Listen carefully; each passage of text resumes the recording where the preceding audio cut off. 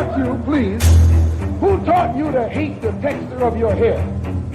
Who taught you to hate the color of your skin to such extent that you bleach to get like the white man?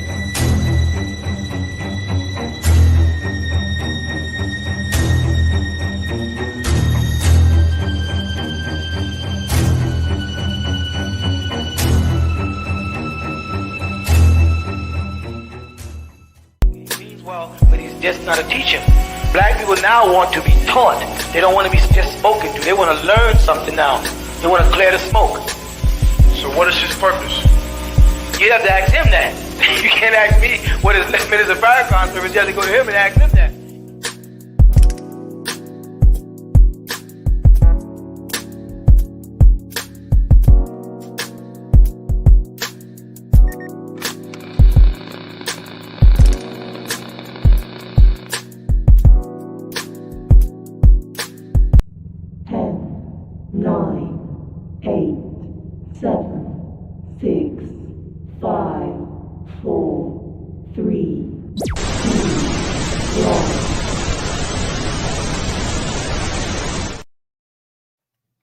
Peace and love, peace and love. What's going on, everybody? We back in the building. Another episode, man.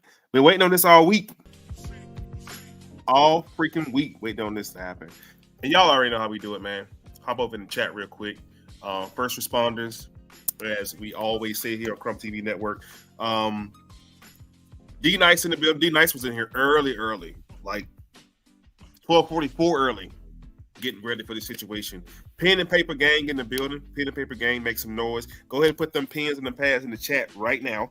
Let me know you in the building. Let me know who's in the building, first of all. What's going on, good brother? Membership. Thank you for becoming a member to the channel. Appreciate you, bro. Baby girl in the building. Peace and love. Master disciples, master students in the building. Happy solar return. Happy solar return. Do me a favor. Do me a favor. Since this is your solar return, where's my email at? That's not my email. Right here. Shoot me an email. Shoot me an email, and I'm gonna shoot you a gift. That's my word. Send me an email. I'm gonna give you a gift. Happy solar return to you. You one of my fan favorites. Always in the chat. Always in here early. Who else we got in the building? Rising Phoenix always in the building.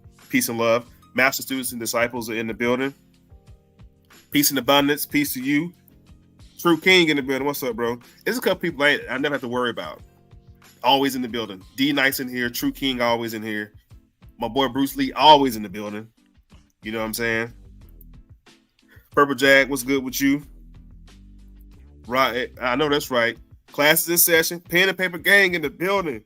Put them pencils and them pads in the chat, y'all. Also, be sure to share this shit. Share it. So I'm telling you what's happening right now. Our Crum and myself, the Facebook page is down for whatever reason. And we only stream it on YouTube. 2 YouTube channels, my channel and Crum channel. So we need you guys to really share this stuff. And get those likes up, man. Definitely hit that like button and let everybody know what's going on. One love to y'all. Peace and light. What's going on with you? Peace and blessings. All is well. The gang is in the building, man. So listen, today I got a special guest in the building. I've been trying to get her on here forever. She's a busy lady. I get it. You know what I'm saying? And no, it's not Kamala Harris. Calm y'all ass down. Y'all like, is it Kamala? Of course not. It's not Kamala. I wouldn't even have Kamala on my damn show in the first place because she wouldn't answer a question. So what would be the point of having her on the show, right? She's actually bombing right now on these interviews, and these news anchors and journalists are tearing her ass to pieces right now. So without further ado, and also I have another guest going to be joining us as well, but y'all know him. He's a fan favorite. He's coming on at 8 o'clock to join us as well, just to add value with the geometrium numbers. You know, last time we was going over Serapis Christos of the Ptolemy dynasty, and this brother put I think he put Ptolemy in the geometrium, and it populated Kamala D. Harris. It also populated Lucifer as well. Mind blowing. But that's what we're doing over here, though. Without further ado, uncharted truth, all the way from the great state of Alabama. Peace and light, peace and love. What's going on with you? Peace. Hey, how are you? And thank you for having me. And to mention me and Kamala in the same. I'm sorry. I didn't want to get excited. Like, he I was got over here cringing, like, release me now. Man, are you but I'm glad watching to be here. interviews? Are you Listen, watching interviews? enough is enough. She is. One is just enough. I'm serious. You already kind of know Right. what she's not going to say. Right. I am sick of it. Like Chat GTP or something, man. That's But anyway, all. do me a favor. Tell the people who you are. If you want to shout out your platform, tell them they can find you with. She got a dope ass podcast going too. I'm waiting for her to resurrect it. I'll let you tell them about the podcast, but I actually was digging it. Like, oh shit, I'm gonna, I didn't come on the show yet. I went to my invitation. Yeah. So hey, again, I go by Uncharted Truth. My podcast is totally different than this situation. I have a podcast with my father. It's called This, Then That. And we go live on Sundays. We do have to kick it back off. I paused until I finished school. I finished school back in July. And he has been like, when are we going to kick it back off? And I'm now ready to do that. So November, we're going to kick off the show This Then That again on Sundays. It's his birthday month. So I'm going to kind of surprise him and say, hey, we're going live. So, and he's one of those people who's flexible to do so. So again, me and my dad started it 2 years ago, back in 22. And really quick, we just basically reconciled our relationship. It was just one of those things that I just did not have a solid foundation or connection with my father. And we set aside our differences. We had conversation like adults should have, or a father should have with his child anyway, but we're adults. I'm his peer now, pushing 40. Anyway, but we sat there and we talked, and I just told him what it was. Good. I told him, I forgive you, and I apologize for resenting you, and what's next? But we just been cool ever since, and we decided to kick off a podcast, and he and I, we just sit there and we talk and talk and talk. And at the end of the day, it's just showing how it's okay to, have what you feel, it's there, it's present, you feel it, but endure it and overcome it.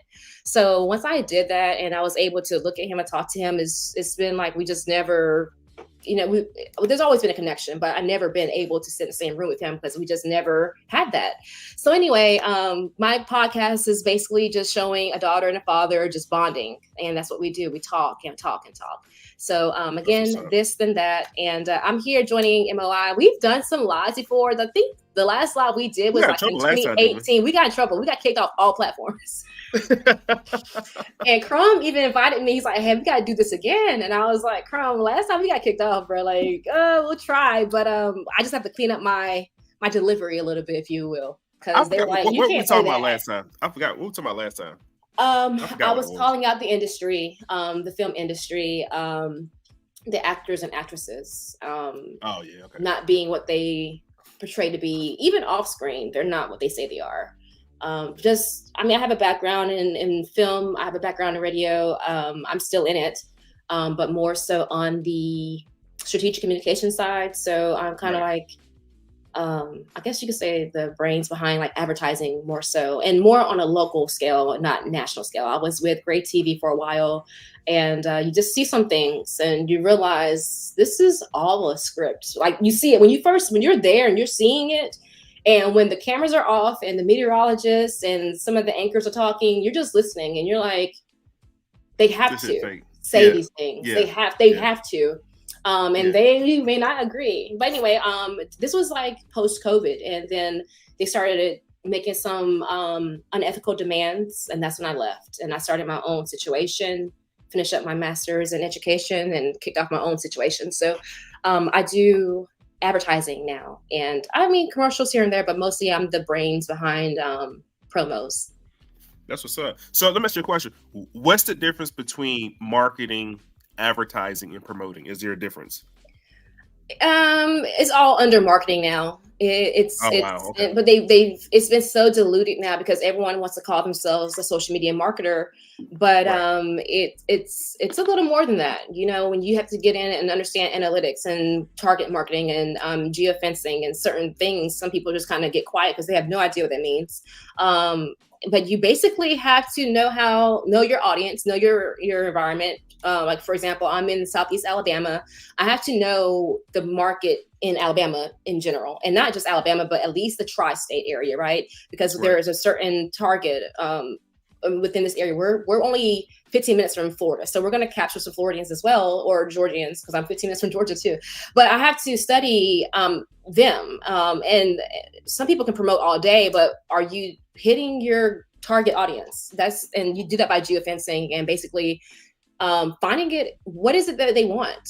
Can you even offer it? Do you even have anything that they do want? So some people fall in that gap. They really just want to push what they promote, or what they've built, or what they produced, and what they serve. But does your audience want that? So you have to find a way. Well, I have to find a way to go to the client and kind of shimmy them a little bit. So you actually do need this. They really don't. It's all a mind thing. But that's basically what I do. Yeah. So listen, as you can already tell, it's going to be an interesting show off the rip. I'm going to give you the historical aspects. She's going to give you the director's cut aspect of the film. Yes, Bruce Lee, propaganda. Yes. Yeah. He's already summarized this entire thing. we can stop with Bruce Lee. Damn. Ross, that's crazy. So, all right, fam. Today we're going to be talking about well, you know what? I just had an epiphany. As I'm sitting here doing this shit right now, somebody told me back when COVID first dropped, like, you should do like a podcast. I'm like, that shit sounds stupid as hell. I'm not sitting on a fucking laptop talking about. I'm not doing that. And here I am. Point is, had I started during COVID, we all have podcasts now. Right? Had we started back then, we would have surpassed Club Shay Shay. But anyway, we're here. And today we're going to be discussing 12 Years a Slave. I have kept y'all waiting Monday after Monday. Like, Movie Monday is going to happen one Monday. That's right. It was supposed to be on Monday, wasn't it? Yeah. But, okay, so what we're going to do is we're going to film this today and then just repost it on Monday as Movie Monday. And that's what I should have did. We should have just recorded the segment and then just post it. That's all good. We hear and they hear, so we appreciate them for that. For sure. Today we're talking about 12 Years a Slave. Y'all already know I like to get into the historicity of everything. I like to get to the meat and potatoes and break down what's really happening. And one of my favorite movies to talk about is 12 Years a Slave, Django, and of course Roots. Starting with Roots, let's set the scene with Roots first. Starting with Roots. Roots came out in 1977, I believe it was. Okay, and that was the first time that the African American community, no, they were Negroes in 77 or black. What were they? Black. Okay. That's the first time black people, because, Jesse Jackson came in the 80s. So in 1977, that was the first time so-called people of color had seen themselves on television depicted in a way as slaves. Up until Roots, we've only, I wasn't born then, but they had only heard about the atrocities of slavery.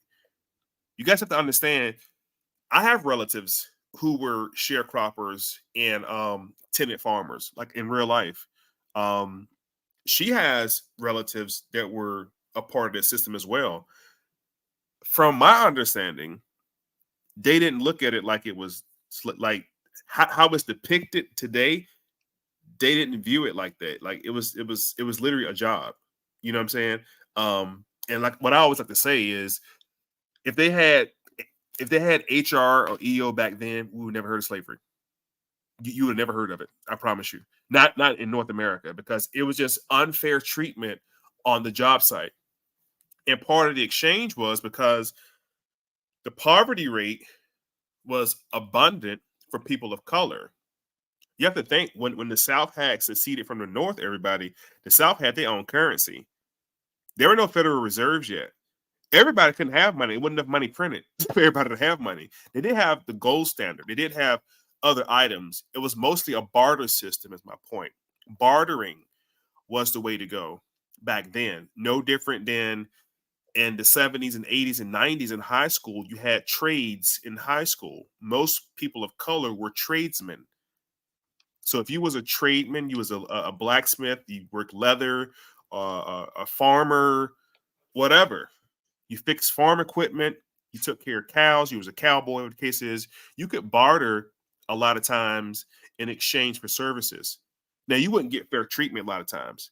And we also have to keep in mind, as we're reviewing these movies, there were also black plantation owners. So we can't take the seat as, oh, these white people are treating us jacked up. That's how the movies want you to portray it. Remember earlier we was talking about Django, how Samuel L. Jackson was actually the plantation owner. And people watch that movie like Leonardo DiCaprio ran the play. He didn't run nothing. And my favorite scene to point out is, what was his name in the movie? Samuel Jackson. It was like Steven. That's crazy. That's crazy. You know what? I'm Stevens. Right. I know. Stevens. So Stevens in 12 Years a Slave, I don't think nobody noticed how when he was in the dining room, he was yes sir and yes sir mouse and yes sir. But he went into the reading room or the library, and his whole accent went away. He was talking regular as hell. He was talking. I said, wait a minute. Wait a minute. Was it the black voice code? What do they call it? The phone call. Whenever you change your voice on the phone, it's the same thing. I think it's called Kamala. Kamala Harris. When you change your accent. That's hilarious. So anyway, when I noticed that his voice change, I said, wait a minute, what's going on? And why the nigga got his legs crossed? He got on some good shoes too. Look at the movie. His legs are crossed. He got on socks and good shoes. And he drinking goddamn cognac. He's very distinguished. He's actually very distinguished in that film. Very. What? Yeah. What? So that was my first time noticing, like, wow. Okay. All right. I went back and rewatched 12 Years a Slave. And here we are right now. So for those of you who have not seen 12 Years a Slave, I'm pretty sure you haven't. I think it came out in 2018, I believe it was. 12 Years a Slave basically was an account of a free African American. Let's start right there. He was a free man. He was not a slave. I think we all got this thing twisted up with slavery, and we think that everybody of color was on the plantation chopping cotton, and cotton wasn't even popular to 1836. So I don't know what they was doing up until then, but he was a free man of color. In fact, there were about, if I can recall the number, and I'm just trying to, I can look it up. I'm being lazy, but there were a few 100,000 people of color who were free during the time of slavery. You guys have to remember, you got people like Hiram Revels out of Mississippi, who was the first black senator right after after the Civil War. And this is them telling you we couldn't read or write, and we was, feeble-minded. We were just a bunch of lazy people. South Carolina had a whole entire black Senate in 1860. Mississippi, for example, had multiple cities founded by black people. New York, same way. So a lot of this stuff don't add up. And to your point, it's a lot of propaganda that happens in these films. So what's your take on the propaganda point of this film? And is it propaganda, or is it, I mean, it's a true movie, but what's the propaganda point, you think? Well, we have to keep in consideration over 2,000 films have been scripted and written by a certain agency. And you guys probably already are aware of Operation Mockingbird. It's still in effect today. Wow. It is still in effect today. They have to. Okay. When I first watched the film literally 2 weeks ago, because I just don't do this. I don't watch certain films. I just don't, because I already know why. And I don't like having certain people getting to my subconscious, if you will. But I watched it to help out with this measure here. The first thing I did was looked up who the director was. I'm just one of those people. I want to see who wrote this film and who is this person. And right. Stephen McQueen is British. So not that, that discounts him writing or directing anything. But we have to consider how much is fictional and how much isn't, because it was a real character, but of course it's dramatized, right? So the reason why they write these films, and this is what's called what they call a director's mission. And I'm going to tell you what his mission was. And this is directly from each director or whoever. They have their line of work, and they go into talking about their mission. And this is his mission, specifically for 12 Years a Slave. Historical awareness and education, cultural identity and reflection, healing and empowerment, a call to action. This is what really blew my mind. A call to action and social awareness. Do you know what a call to action is? We hear this all the time. When you promote something, you want to tell them what you got, and then call to action is call 1-800 blah blah blah blah, or email us blah blah blah. That's a call to action. So what type of call to action do you expect from the audience? Validation of experience. Think about that part too. This happened in the 1840s. Validation of experience is interesting to say this is what your mission was for this film. And lastly was reclaiming the narrative. Wow. So we already know, we have to consider the number of Black directors, Black writers, and a Black audience, and who really has control of our narrative.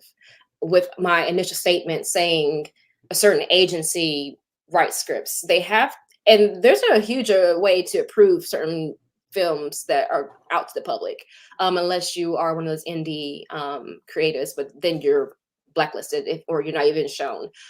So it's not just, oh, we're just going to show how we're portrayed, and hopefully, we heal from this and we share our experiences with those who haven't experienced. None of us have experienced it today anyway. And then I know we're going to tap into some education and bring in some historical awareness mostly tonight, but I wanted to know, did anyone heal or feel empowered by this film? Because that was like not even on my mind when I watched it. That's crazy. That's crazy. This is directly his mission. Okay, this is Stephen McQueen's mission when he wrote this. Allegedly, this is what I gathered from his site. I don't know what. Maybe for him, but you're irritated. I see that. Yes, so you're irritated. That could be one feeling. I don't see any healing in being irritated and feeling empowered.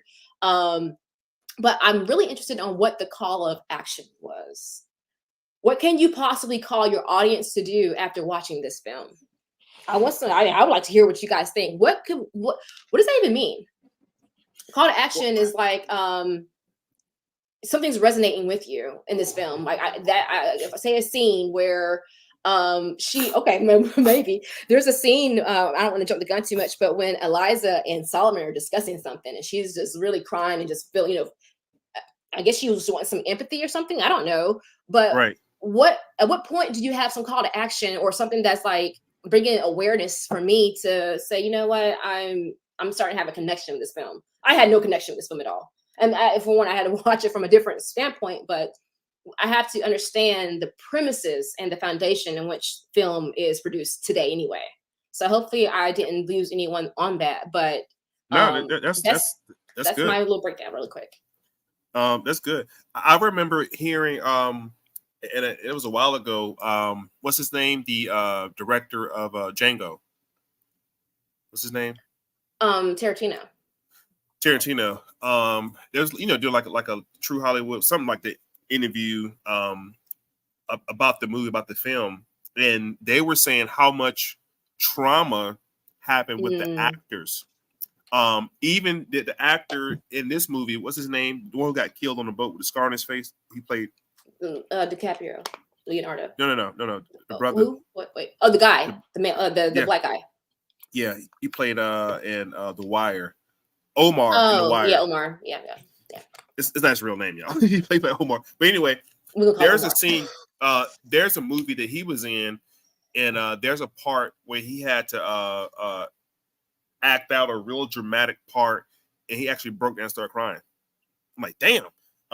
So we really have to consider what type of psychological trauma and drama happened to the actors as they're being asked to steep themselves in these roles. I just recently heard interview what his name, Lee Daniels, on his latest movie that he had to come out about the lady being possessed, house being possessed, whatever the case was, and on the Breakfast Club, and they said they really had to have priests and preachers on set because some shit was conjuring as they was going through that process of filming. My point is, these types of films, for those who watch it, and I'm not talking shit about nobody, but those who watch it and those who are not aware of real history, like I can watch it all day. It don't affect me because I understand like this ain't the real history. I know we had black slave owners. I also know that no slave got lynched during slavery. The lynching happened after slavery. They got their ass beat, but no slave master paid $5,000 for a brand new body and then go fucking lynch it. You're not gonna pay for a brand new truck and then go run off a bridge. It doesn't make sense. These people were treated as property simply due to the fact of not only their status, but they were under what was called a bond, not just bondage. Like it was like literal bondage. And a lot of slaves were lent out through mortgages or leasing from the banks. The banks would swap bonds and titles. So when they say, where's your freedom papers? They was literally asking for the titles. You know how you pay your car off and the bank sends you your title? When you first purchase a car, whether you know it or not, the bank holds the title and sends a copy to DMV. DMV has a copy of it. Okay.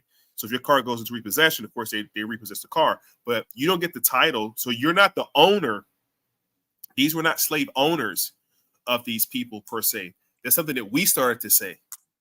He's a slave owner. He's a slave owner. So these were not slave owners, but they had a vested interest in the particular property, if that makes sense. Hope I didn't lose somebody with that situation. But I just want you guys to understand, man. So when people watch these kind of movies, I think it ingrains people who are uneducated about history. It does something to the psyche, I think. Like yes. it really. It's So It's supposed to. Right. Someone brought up, and I'm really impressed with this. Someone brought up Edward Bernays. He was the father of public relations. Public relations. What does that mean? He's the liaison between the public and media. So he's a mastermind behind it. So a lot of our studies come from a lot of his techniques, and how you are to show certain colors for certain, products, or certain music for, it's all a reason why we do what we do. It has to be psychological. What's the point? When your spirituality is already demoralized, all you have left is the mind, and then mind is already to a minimum, you know what I'm saying? So, and I'm not trying to sound ugly, but there's already been a breakdown, and they already know that. This is we're past that threshold of psychological damage generally, and not just for Black people. I talk about people, like society in general. People aren't really on one accord anymore. You know what I'm saying? So someone also said something. I was meaning to see who it was. Maybe I missed it. So go ahead. I want to, and the audience already know my favorite word, psychoneurosis. These films are psychoneurosis at its best. And I don't have it pulled up, but I done saw it so many fucking times. I have it by memory. It's a mental condition. It's a mental condition, basically on the minds of so-called Negroes who have failed to rid themselves of their encounters with foreigners. This is marked by certain ailments you associate with your religion.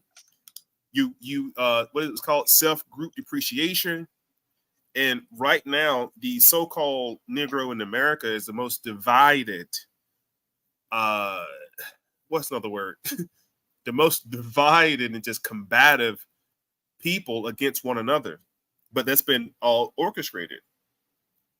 And films like 12 Years a Slave, and I'm not slamming the movie. It was a great film, if you know history. And I'll point out some stuff along the way as we start to dive into it. For example, the second domestic slave trade. This movie was about the second domestic slave trade. Domestic. That's a big part of it. Domestic.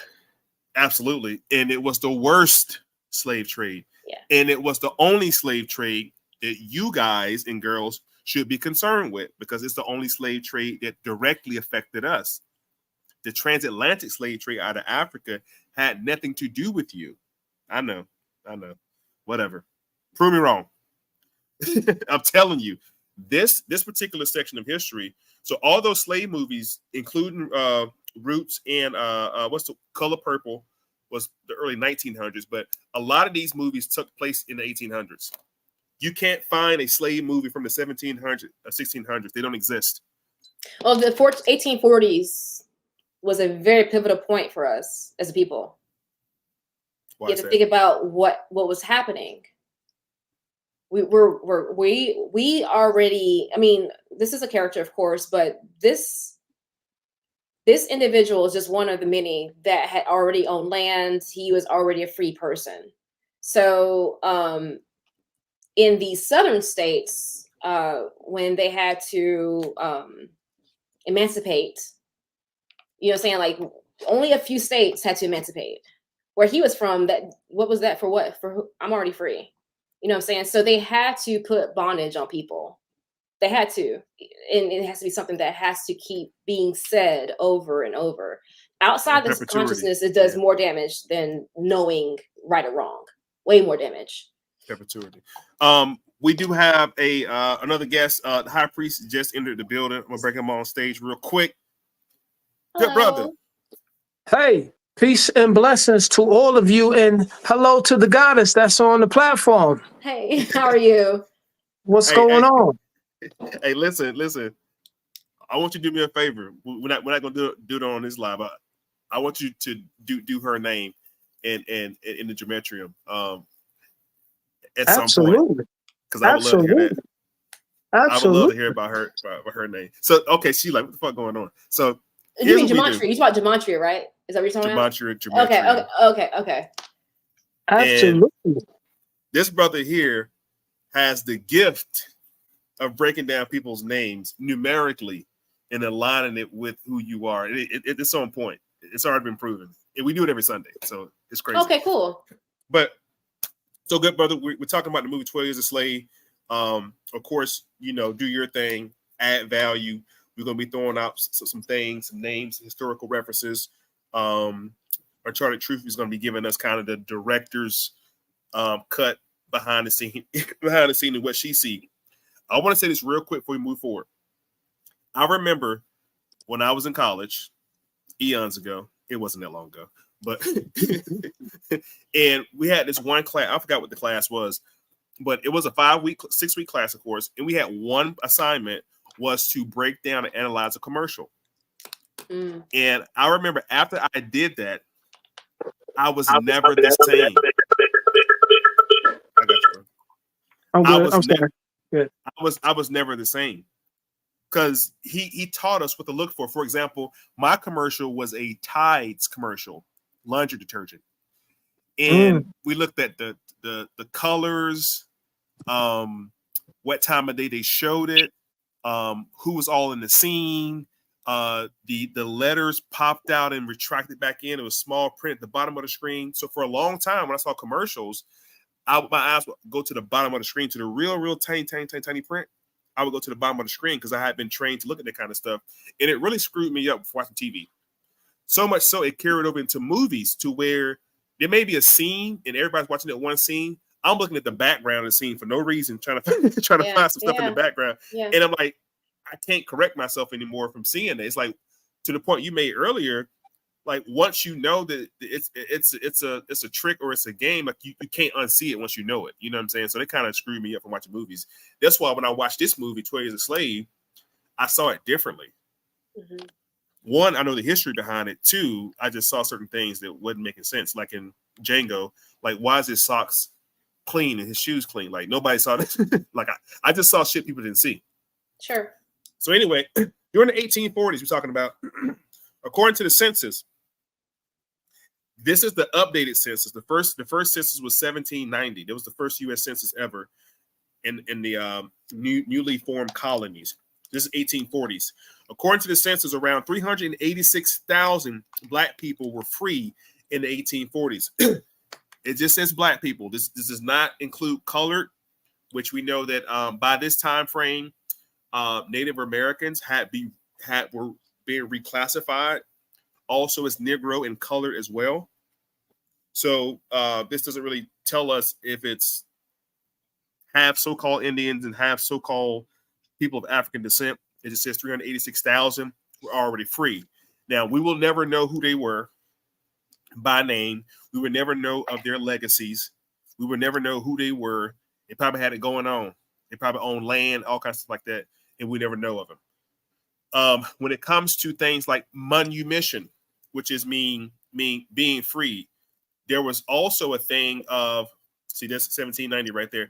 There's also a thing that was called meritorious manumission, meaning if you told on somebody, you would be set free.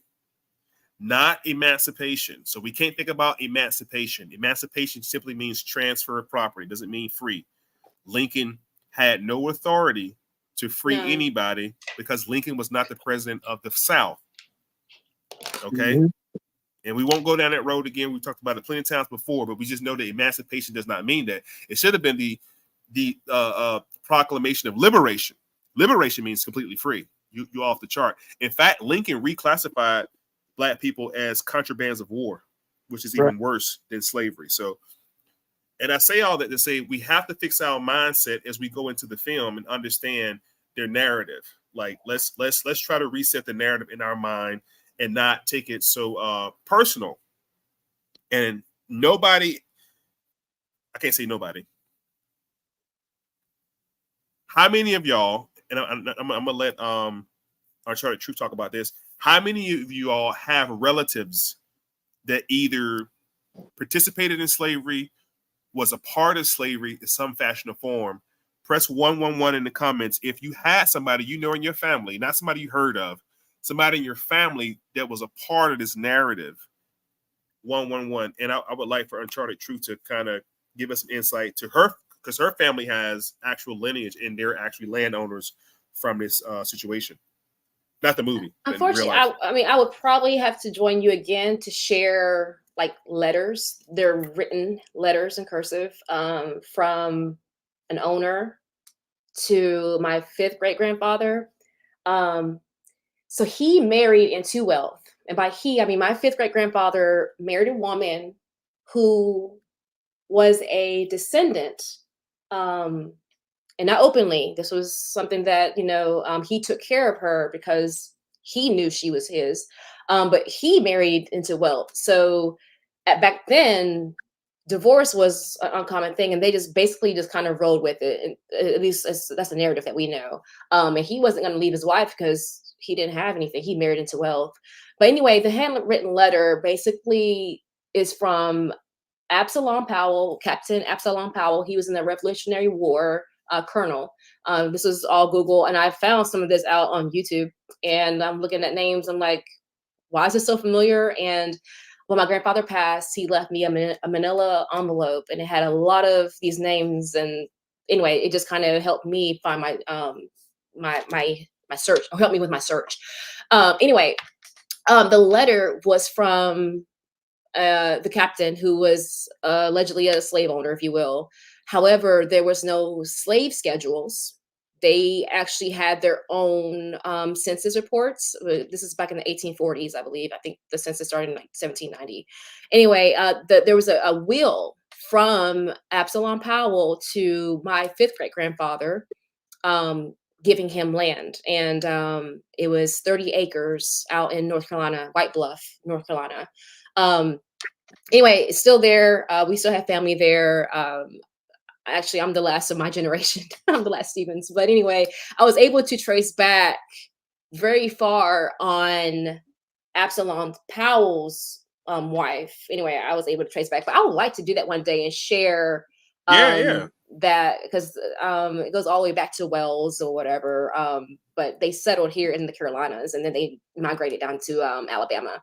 And then from there, from the South back up to Wisconsin, and then to Canada for whatever reason. But anyway, but it was interesting to read the letter from the captain to my 5th great grandfather. And I always think, like, what was that relationship like? Because if he's a slave owner, and, you hear the narrative of, mostly racism and classism, they probably had nothing much in common, or did they? I don't know, because I wasn't there, and who's going to paint that picture for me?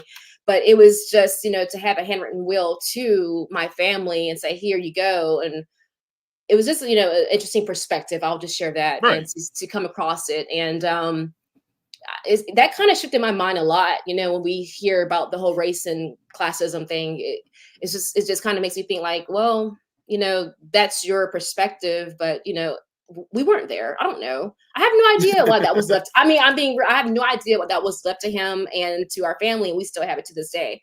But that's all I would love to share some more, because I can just gather some of my stuff here and just share with you and see this is enough to do a measure on. But it was very interesting to come across that. That's all I have to say on that. But yes, I first-handedly had someone that was back in the 1840s have correlation or relation to a slave owner. So wow. Allegedly. Now I'll always say that. Allegedly. You got to say that on social media. Say allegedly. Now on my end, my mother was a sharecropper, and my great grandfather was also a sharecropper. We still, well, my mom got the photos, the actual black and white photos, not the men in cotton field. It was the fact that they just lived out in the rural part of Georgia, and they worked for this palm-colored man their whole life. And as my grandma explained, like it was just like going to work, like you just went to work and got off work, like it wasn't. Yeah. You know what I'm saying? I remember like asking. Now my aunt, she's 89. No, she's 92. She's still in her right mind, everything. And she oftentimes talk about it. She was a housemaid for 2 different white families, and this was like a 3-4 year conversation with her. She's just like, it was like going to like, no, we didn't. Like they didn't view it like that. Mm-hmm. That's why these movies are so crazy, because these movies will have somebody thinking that everybody of color were slaves, everybody picking cotton, everybody was, you know what I'm saying? Like they paint a narrative to where it's crazy, and I think it should be fucking illegal, because you don't see any films about the Holocaust being every 3 or 4 years come out with a new Holocaust film, or there's no film about any other atrocities with any other culture but so-called black people. It really makes me think this is part of like a psyops or MK Ultra to keep us in check. Every 6-7 years we'll drop a new slave movie, just let y'all know y'all ain't shit. Okay, keep y'all, don't get too proud, relax. And then the bourgeois black aristocrat boule gatekeepers, they know the truth, and it's just unfortunate. So with all that being said, you got anything to add, High Priest, before we move on into the movie? Well, they say the slave is the serpent of the Lord, according to Gematria. It says the slave is what now? The serpent to the Lord. The serpent of the Lord. I'm sorry. Of the Lord. Okay. The slave is the serpent of the Lord. Yeah. What does that mean? I wonder. Yeah, the serpent of the Lord. So that's if we want to put it in perspective, obviously, if we were putting it in perspective pertaining to what we know about what the Bible said about the serpent giving Eve the unforbidden fruit, then, obviously there was some type of connection or relationship between the Lord and the serpent. Damn. And that connection is what caused this whole thing to take place for what we see today as far as the history that we're talking about right now. Wow. Great point. I mean, it just be crazy how things are just like, it's like we really got to go behind the veil to really look at what is really being said, especially when we use these type of terms or the terms that they keep using. It's important that we do the in-depth behind the curtain to really know what this stuff is really saying from a spiritual perspective. Right. Because we really don't get the true language. Like you said many times before, is that once you know the linguistics, no one can fool you no more. Nope. Right? That's facts. So, that's pure fact. So what I'm gonna kick off. This is the linguistics.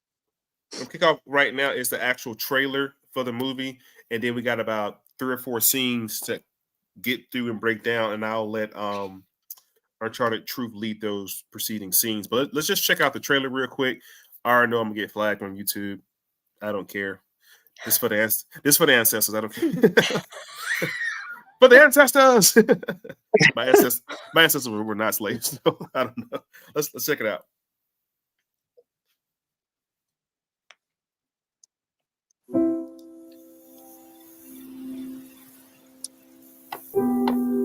I want to ask you what part of the country you come from.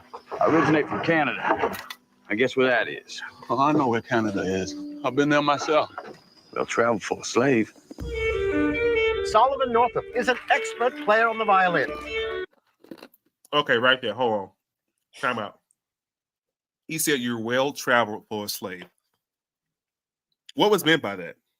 Like, what you mean? I'm not even a slave first of all. I think I was kidnapped. Like, I'm not even part of y'all system. So that kind of threw me off a little bit. Now, the fact that Solomon Northup was a violin player, there was also a blackamoor from Europe that was an excellent violin player that they're kind of emulating or mirroring the fact that oftentimes people of color were great musicians. Let's keep going. I was born a free man, lived with my family in New York. Be good for your mother. Until the day I was deceived. To Solomon. Kidnapped. Sold into slavery.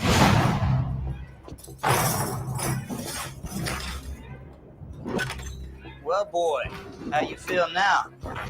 My name is Solomon Northup. I'm a free man. And you have no right whatsoever to detain me. You're no free man. You're nothing but a Georgia runaway. Went down to the river Jordan. And that servant that don't obey his Lord shall be beaten with many stripes. That's scripture. Let's pause for a second and let's talk about the religious pull on this movie, because we know that Nat Turner was also a preacher, and then there's the narrative of the Bible was taught to slaves because slaves couldn't read, and they would oftentimes push the narrative of obey your earthly master and so on and so forth. How much of that you think have really sank into the minds of Black people today, like our great aunties and our grandmothers? Do you think that narrative of white people pumping parts of the Bible to the Black populace, you think that was used to keep them submissive, or was it used to teach them religion? Let me rephrase that. By them doing that, was it used to keep them submissive, or was it an extension of the Christian dominion of America? Because you know there's a Christendom agenda to dominate indigenous people and people of color, and then there's a part of fear also. I think a lot of Black people are very fearful of Scripture and Bible and Jesus and all that stuff due to the fact of how it's being taught. You guys have any feedback on what you think about that? Well, I was going to say real quick is that from what I've come to know, or what was taught to me, was that at first they didn't give religion to slaves. It was forbidden because they didn't want them to know anything about this. But they said that the slaves kept sneaking and trying to figure out what these white people were doing with their religion or whatever the case may be. So somebody, I forget who it was, they wrote a letter back to the king back in England, or I think it was England. They wrote a letter back to the king, and they said, well, the Black people keep trying to learn this religion and stuff like that. And the king was like, well, let them learn it, because how do you think we're able to control you, control y'all? Well, give them the religion, because that'll be a way for you to control them. Give it to them. So that was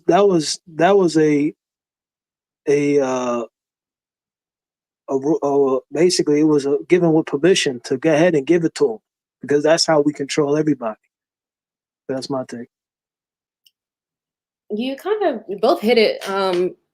MOI, you said something about fear, and the first thing we read in Genesis is good and evil. We're not supposed to be able to even distinguish good and evil. Like, that should not have been a thing, but because it is, fear was the follow-up. Right. What I would, and good point. We couldn't read and write. Solomon could read and write, and you saw how they told him early on, you don't know anything. You just play a violin if they ask you. You just work because you do what do the least but the most of what is required. If that makes sense. So, and I'm speaking of the film. He was directed to not so much. Don't let them know so much. Don't ever let them see what you know, or what I'm saying. So he had to dumb himself down. But to get back to your question, as far as like, are you asking about today's, Christian? If that was, yeah. I think fear might be a good premise of it. And he really kind of made a lot of sense regarding, let them. Why not? It's to your benefit. It's to my benefit. So why keep disclosing or being secretive about it? And going back to my family, back when they migrated, they went to Wisconsin. They had their own AME, but their AME was in their house, so they had their own meetings there. It was also interesting because this is in 1910, I believe. So this is a little later on, but they still had other non-Blacks still part of the church. So I don't know if it was just both or solely a Black thing to, mislead, misguide, or, feed them this. But I mean, white people are also falling under it, but that could be a classism thing. You know what I'm saying? So it's like they both are getting their perspective or, their own from it. And I'm not really sure how to break that down, but it seems like our take on it is from a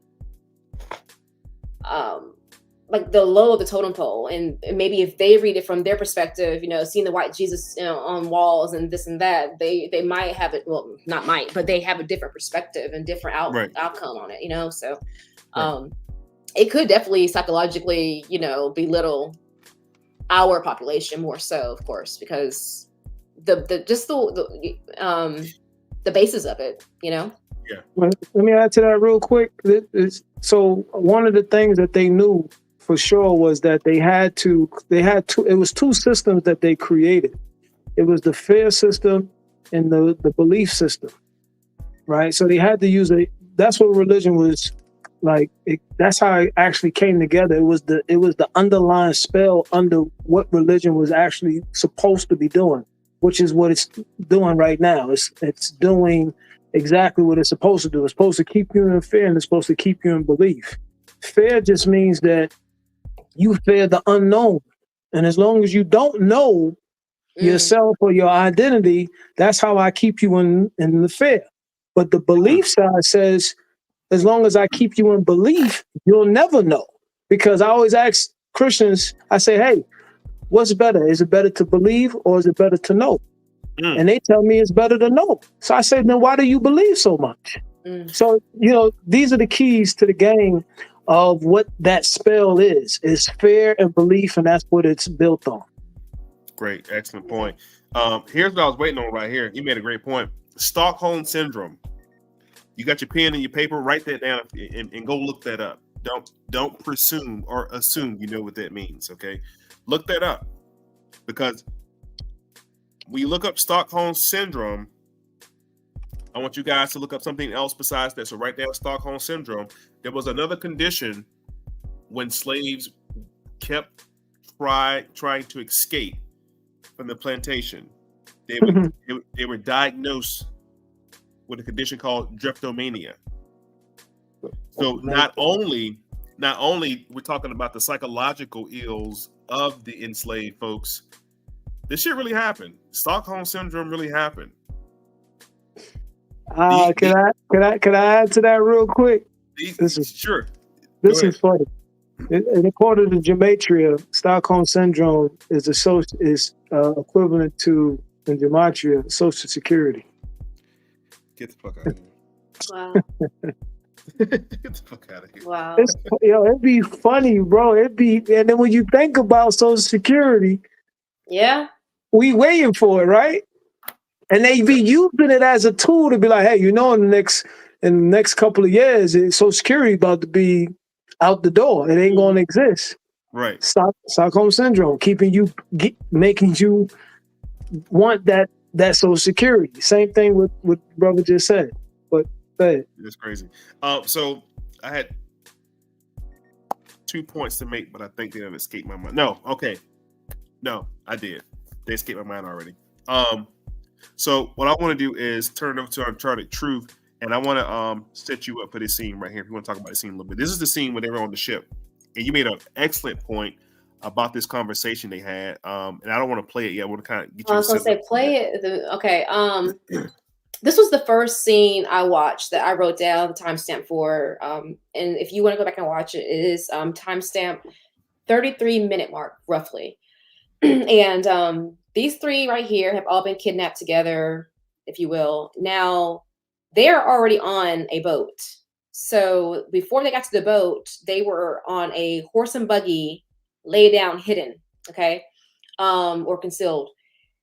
This scene right here, the quote that stuck to me was two of the three is trying to convince one that we need to go against the whole crew. And they're also looking at others on the boat. And he says, 3 can't go against the whole crew. The rest of these niggas were born slaves. These niggas ain't got no stomach for a fight. So in my mind, I'm listening and I'm it's pretty deep, but that's powerful. It's like they are already in bondage. Like then if we even convince them to fight, they don't know why they're fighting. They riding this out. They good pretty much. So let's see. Okay, that's a different point. But anyway, that was I wanted to play this because I remember everything. But I will touch back on something else that he says too. But my point is that line was like, okay, now I gotta watch to see what's going on, what's happening. And go ahead and play it, I guess you could say. I don't think what happened. And let me put my little 2 cents director cut in it. What I noticed in this scene was they're not on the goddamn slave ship. Oh no. That they show y'all all them niggas packed like sardines and all that stuff was going on, right? It's about like what 8, 9 of them down there because this is a cargo ship. It's actually smaller than that because they're showing. I don't know if you guys know what a riverboat looks like. It's showing not propellers, but the. Oh my God, they did. It shows how small the boat is. It's a riverboat. It's a riverboat. It's not even a ship. It's not even a ship. It's a boat. So boats have different laws. They have different laws or regulations than your cargo ships and everything, especially back then. The Admiralty law was already established 100 years prior to this. So this is totally inland waters. So they're transiting inland, which is domestic. And you said that earlier. This is a domestic, all the way from DC down all the way to Louisiana. That's where they're transiting to. Or from Washington, D.C. all the way down to Louisiana. Yeah. Come on That's now. Powerful. Listen. Hey, listen. Hold on. Powerful. I gotta do it. And I should have had it ready already, but she caught me off guard.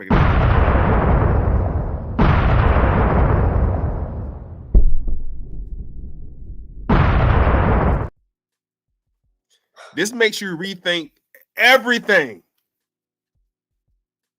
Transatlantic slave, what? But when they're showing this film and you're watching this film, you're such a hypochondriac over the transatlantic slave narrative. You're watching this movie thinking that they're coming from Africa. This fits into the whole African slave trade narrative if you didn't know better. Ain't got nothing to do with that. This is, as I taught y'all before, you guys are already aware because we're master students and we're disciples over here on Crumb TV Network, right? We are a learned group of people over here. This is the second domestic slave trade. 1808 international importation of Africans to the Americas, all three, was outlawed by international law. That means France, Britain, Portugal, Spain, all agreed with the United States, we're not going to ship no more bodies over there, not from Africa. And then later we get Slavs coming to Ellis Island, different story. But no more Negroes. They put the Haitian law on the situation. Look at it like that. You know, any Haitians that come to America, well, used to, they would send them back. But if you're from Dominican Republic or Puerto Rico, Havana, whatever the case is, you came to Miami. It's called the wet foot, dry foot clause. You get to stay. 1808, they outlawed it.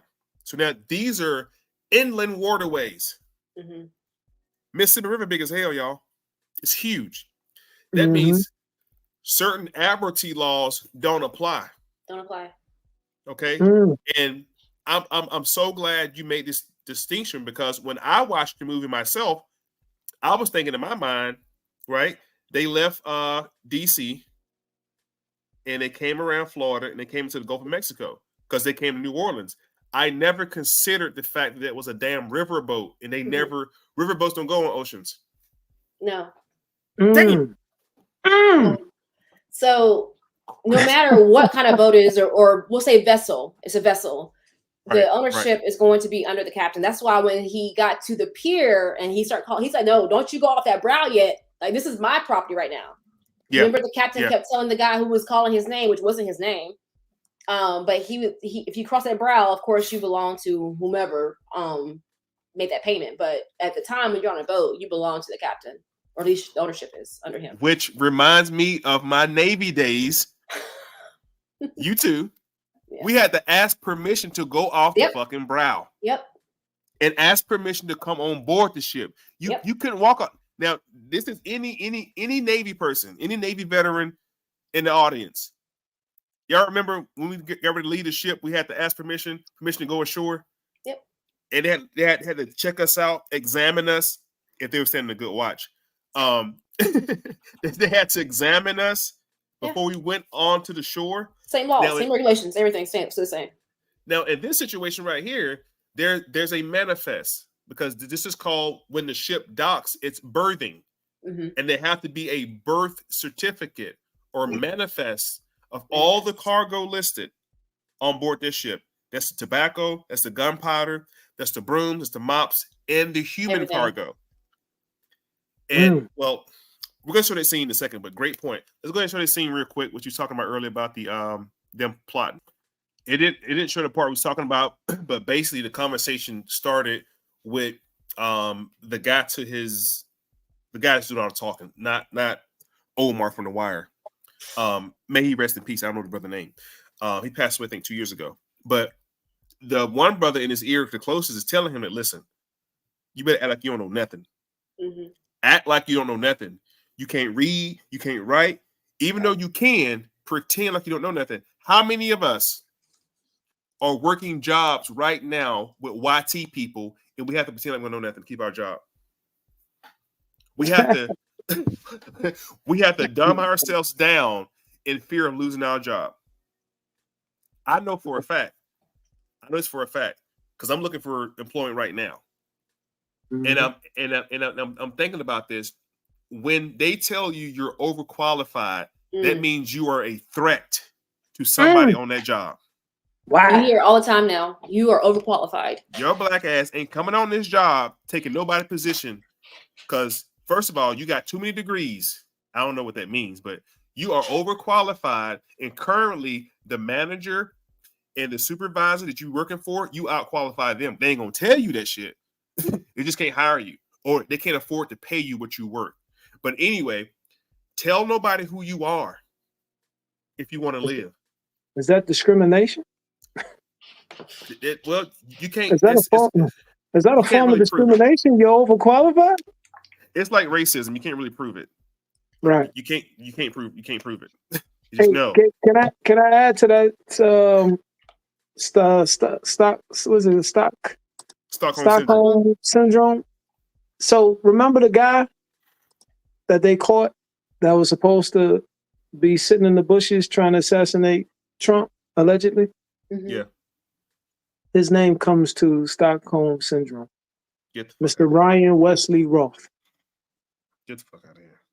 Yeah, This they put a face with documentary it. was That's crazy. crazy. Stockholm Syndrome, his name came up. His name is the equivalent to Stockholm Syndrome. That's crazy.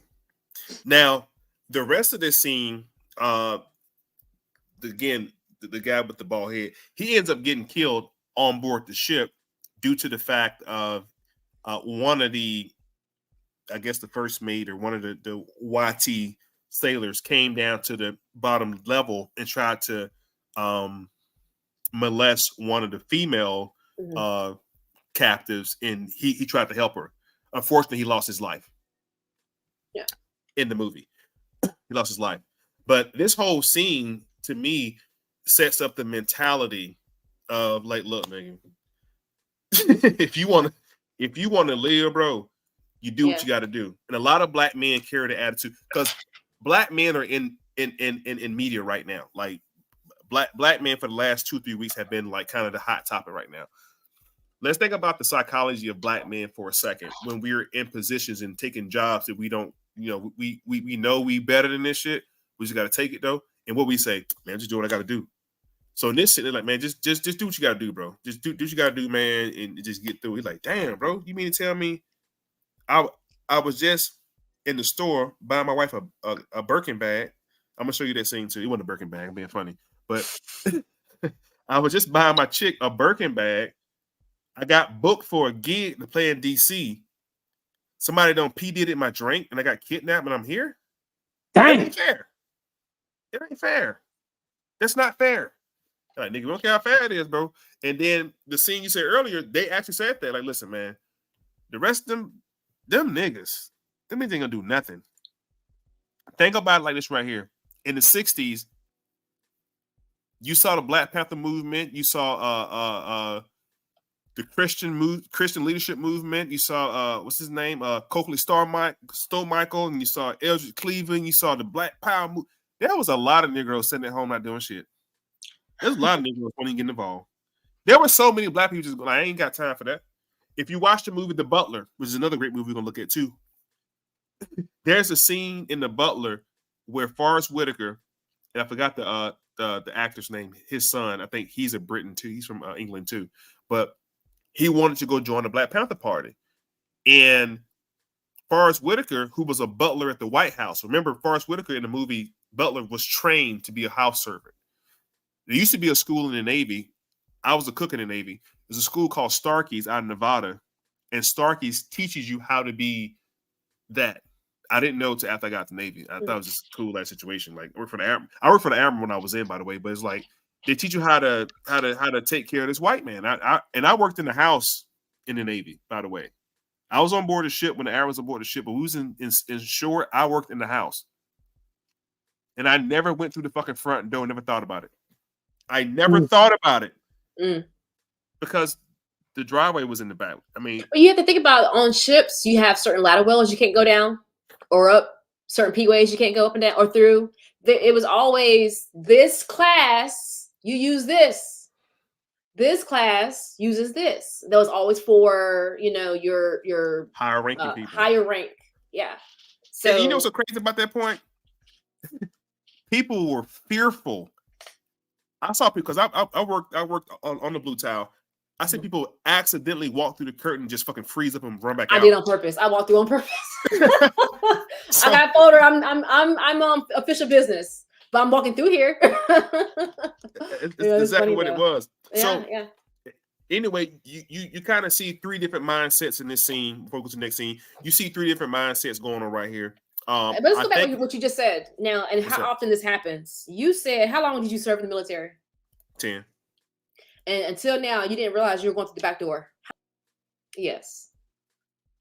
Nobody knew that Benson was actually running the whole governor's house, the whole state of the governor, Benson. He was the first Jeffrey, like Fresh Prince. Jeffrey. Right. Yeah, yeah. Okay, got it. All right. Next couple. All y'all young people, it was an old school TV show, okay? And if you seen the Fresh Prince, Jeffrey wasn't the first black butler we seen on TV. Put it like that. he wasn't the first butler on TV. Anything else for this scene before we move to the next scene? Okay, cool. Okay. Let me find the next scene real quick. So I think I want to go to the very next scene that happened after that part, this part right here. Here we go. This is the part we was talking about earlier where I had no freaking clue. No idea. Now, how many of y'all have heard about, read about, was told about during the transatlantic slave trade of how many bodies they threw over the side of the ship? How many people voluntarily just fell off the ship like, fuck this shit? You know what I'm saying? I'm not going to this right here. People jumping off the ship, I want to call bullshit.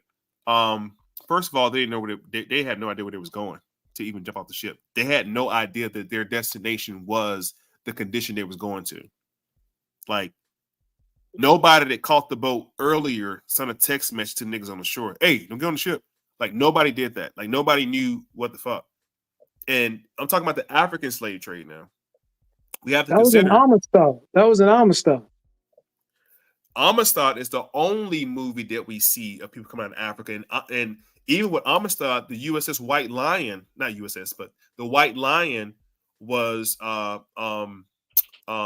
captured. It was a captured ship. It was actually headed to Mexico, and it was intercepted by the American pirates, and those 30-odd Africans were brought to Virginia, Port Comfort or Hampton, Virginia, and they are like, I think, the third or fourth set of Africans recorded to come to North America. The first set of Africans recorded to come to America was in 1526 off the coast of Georgia on the Spanish colony, and the second time was during the what's his name, Sir Walter Raleigh was trying to establish colonies under the orders of Queen Elizabeth. He brought some Africans over here, and that was it. Like, there was no 27 million Africans coming to North America.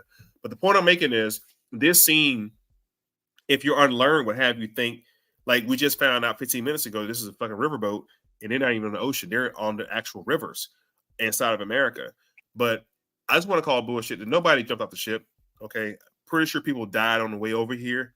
But this scene would have you think that that happened the way they told you it happened. Let's check it out. So every time I see that, I be crying like, nigga, they was doing that? Like, nah, they playing. They embellishing. They're definitely exaggerating. No. I don't think they were exaggerating. I think they're exaggerating. They're not exaggerating, but because this is what Malcolm X talks about. That got me crazy. Like, stop. No, listen to me. Hear me out. Yeah, go ahead. This is where Malcolm X speech come from, the house Negro and the field Negro. This is where that speech comes from. There were actual people who actually simply adored that part in Django when Stevens was crying because the white dude got shot. Like, the niggas were like that for real.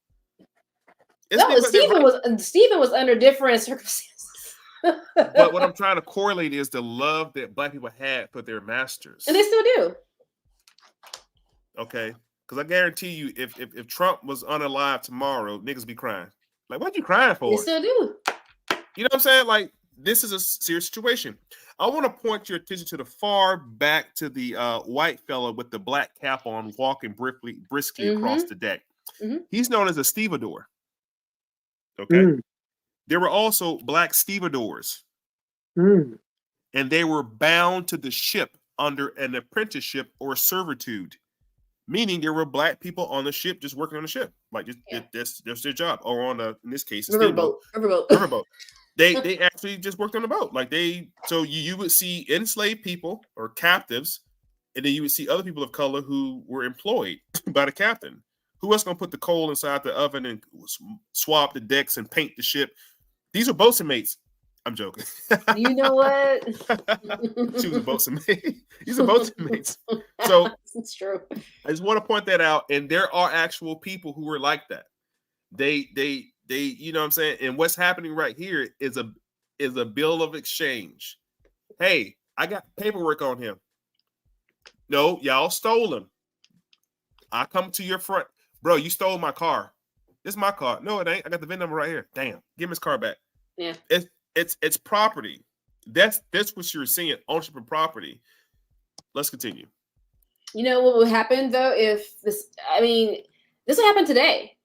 If someone worthy goes and gets captured by another country, another state, and their governor or their representative has to, get their citizen back, I'm sure there would be some gratitude shown or exchanged. Hell yeah. Yeah. Let me go to Russia somewhere. That's my bond. That's mine, so. What? Let me go to Russia somewhere and can't get back home for whatever reason. I was trying to get to that one. They found a vape pen in my. I'm getting 17 years for what? Yeah, someone caught on to the Brittany Griner. Yeah. Brittany, come on. let Trump or hell Biden come get me. I'm hugging his ass, bruh. Thank you, God damn. I'll be the same way. All right, so let's continue a little bit. Get him back! Let's look at the dock real quick. What's happening on the dock right here? These people are cargo. Now, once all the black people get escorted off the ship, they have to unload all the tobacco, all the flour, all the barley, all the rum. Furniture is going to get unloaded. This was just a simple transaction of goods, people. Domestic goods. Domestic goods. Thank you. Not international. This is not importation. At this time in America in the 1840s, America was not dependent on foreign goods coming into her ports. We produced our cotton. We produced our crops. We produced our clothes, our shoes, our cars, our horseshoes, everything I produced in-house. The gross domestic product in the 1840s was cotton, king cotton. We produced 80% of the world's cotton. Okay, it was just thank you, Jeremiah said right here. Southern commerce. That's it. The South had its own system. Now the South at this point hadn't quite succeeded from the North, but it's coming soon because the South is operating on its own dime, literally, its own dime. And what happens kicks off the Civil War after this is the North says, "Hey, we want to build factories now." And the South is like, well, we got agriculture. We got good soil. We're not trying to build no factories. And the North like, yes, you are. And the South like, no, fuck, we not. We don't have to build factories because the South was shipping her cotton over to Europe. Mm-hmm. And Europe just had entered into what was called her industrial age. This is called the Industrial Revolution. Write that down. The Industrial Revolution. Industry, textile mills, factories. And that's why shortly after slavery in the early 1920s, we get the second Great Migration of Negroes going north for what? Not for freedom, but for jobs, working in factories. Negroes in 1920s were the Mexicans of that day. They worked for little wages. And factory owners loved that shit. You work for how much? $2? That's it? Hell yeah, we'll hire you. Come on. And they had basic labor skills. Until the Irish got real upset the fact that Negroes were coming north taking their jobs in the 20s because the Irish just got here in 1921 and the what's it called, Ellis Island. The Irish, the Dutch, and the Italians just got here.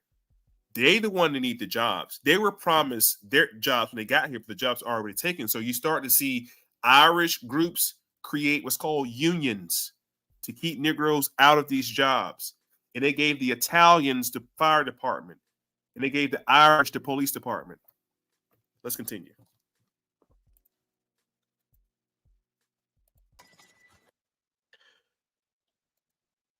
Anytime you see these types of movies and you see brothers and sisters with chains on, these are not the slaves. No. They just kept running away. They knew better. But as an example, they will show you this as an example. Try to run, that's what happened to you right here. These were just prisoners. The same way you see your brothers and sisters in the courtrooms with shackles on their feet, shackles on their... Ain't no need for all that. Look at the guy sitting down. He's also handcuffed. Yeah. The female over there. Both of them, yeah. I think that's a female or maybe not. But That's crazy. I had also looked into the almanac. Go find any year almanac, and it will tell you how many people were lynched, how many people were, hands chopped off back then. But the punishment, they recorded that per state. That's in the almanac. So those numbers are significantly low, very low. Yes. I told you earlier, you're not going to kill your property. No, you won't. Someone said something earlier. I was trying to see. Okay, someone said, "Damn, it's sad. This isn't common sense."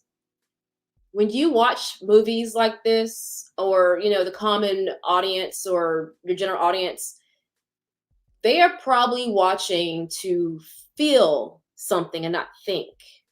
So they understand the psychology of some people or their audience when they watch these types of films. I mean, there's plenty of references to go by, meaning earlier films, to see how people respond, how they react, how they comment. And now with social media, it's easy to see how people are talking about it, and what's trending. It's really simple to break that down now. So common sense it's not even applicable most times when these kinds of films are being viewed by people. So you would think it was common sense, but it's not so common. I hate to say so, it sounds so cliche, but it's not so common, unfortunately. No, it's a good point. Somebody made a good point right here. Yeah. Right. Right. We are very emotional, and that's I hate to take it back here, but I don't care. That's what they're counting on with this election with y'all. They'll get y'all all emotionally stimulated. Talk about your color. I've never heard, since I've been aware of politics, of race being talked about so damn much when it comes to your decision to vote. It's like, all right, that's enough now. But in a way, I'm glad it's happening, because I feel like Black women and Black men both are now waking up like, wait a minute. And it's happening it's like a mass awakening, as opposed to a few years ago when we had Barry Soetoro running for president as the first homosexual president. They got you drummed up over, it's the first Black president, and I mean, that's next. It's coming. Okay. It's coming. Okay. Once they get those numbers up, it's coming. Like, come on, man. All right, let's continue.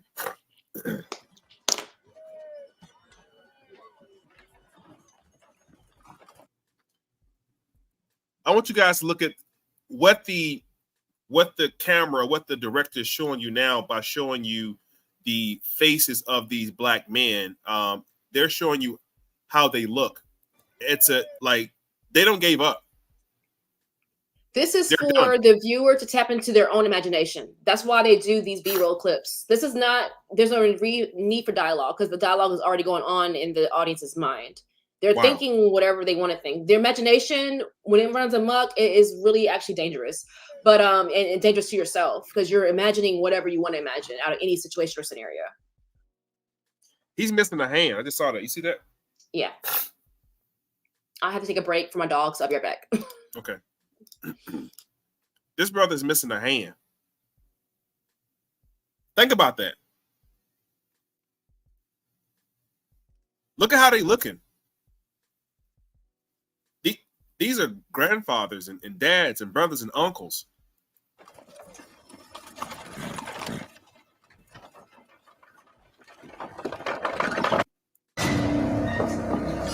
All right, let's move on to the next scene. So again, this time frame talking about is the 1840s, when the movie first comes on.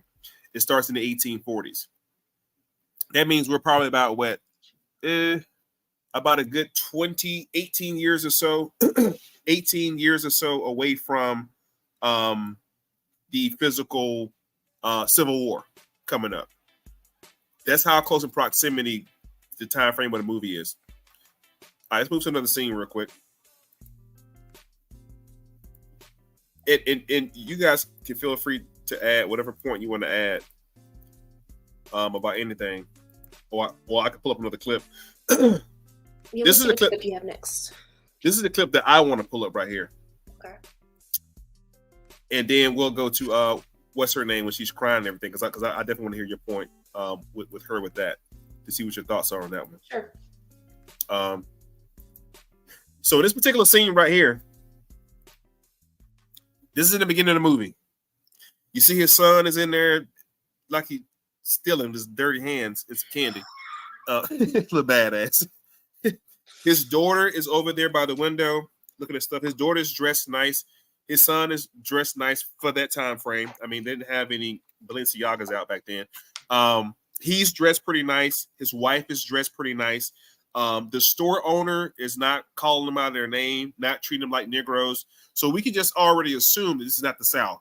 The movie tells you this is in New York. 1841 in New York. And I say that like that because now I want to show you something else about 1840 in New York. Because I think we should do it. And we talked about it before, but now we want to correlate it to the actual movie. Give me a second to pull it up. Oh, just hit me right here. Hold on. Y'all should already know where we're going with this. If you already know, then you know. Please put it in the comments if you know I'm about to go with this whole 1840 New York scene. Share screen right here. So again, the movie takes place 1840 in New York. What did New York look like for black folk in 1840s, or even before the 1840s, 1830s, 1820s, prior? So this is 1838. About 3 years before the film is depicting 1841, Weeksville was named after James Weeks, an African-American stevedore. I just told you stevedores. They worked on ships. See how these fellas right here are working in the dock? They were dock workers. If you're from Virginia, they were longshoremen. Okay? They worked on the ships. Weeksville, an African-American stevedore from Virginia in 1838, 11 years after the final abolition of slavery in New York. Slavery was abolished in New York in 1838. What was Lincoln waiting on? Weeks bought a plot of land from Henry C. Thompson. Where did he get money from to buy the land? That means Mr. Weeksville had bread. Mr. C. Thompson was another free African American and a land investor. So now we know a couple things. Even though the movie is showing us 1841 Negroes in the South getting beat, drugged, hands getting cut off, getting kidnapped, throwing on riverboats, picking cotton, chopping sugar cane, there was another whole other group of Negroes who never had that experience, people. They were born free, always been free. And I say always been free because in the 1800s, you would fall under the condition of your mother. If your mother was a slave, then you would be a slave automatically. This is how it went back then. Still is. It was called partus seclorum. Partus seclorum is the word. Partus seclorum came out of Côte Noire, out of New Orleans, with the French colonists and the Creole. And out of that situation, the mulatto, which were French white men sleeping with black islanders, giving birth to these mulatto children, because their father was free. Under Côte Noire, they were free. Partus seclorum didn't work that way. Partus seclorum said in the British colonies, if your mother was a slave, then you're a slave. Back to this. So he bought the land from C. Thompson, a free African-American land investor in the 9th Ward of Central Brooklyn. Thomas had acquired the land from Edward Copeland, a politically minded European American and a Brooklyn grocer in 1835. Previously, Copeland bought the land from another heir, John Lefter, a member of one of the most prominent land-holding families in Brooklyn. And we don't have time to get into this today, but stick a pin in this right here, and I can tell you how they got that land. It was called heads' rights in the 1700s. There were ample opportunity for land acquisition during this time. There was ample opportunity for land acquisition at this time. This is 1835. So this is about what 31 years prior to 40 Acres and a Mule, or Special Field Order number 15. There was prominent landholder Brooklyn. There was ample opportunities for land acquisition during this time, as many prominent landholding families sold off their properties during the intense era of land speculation.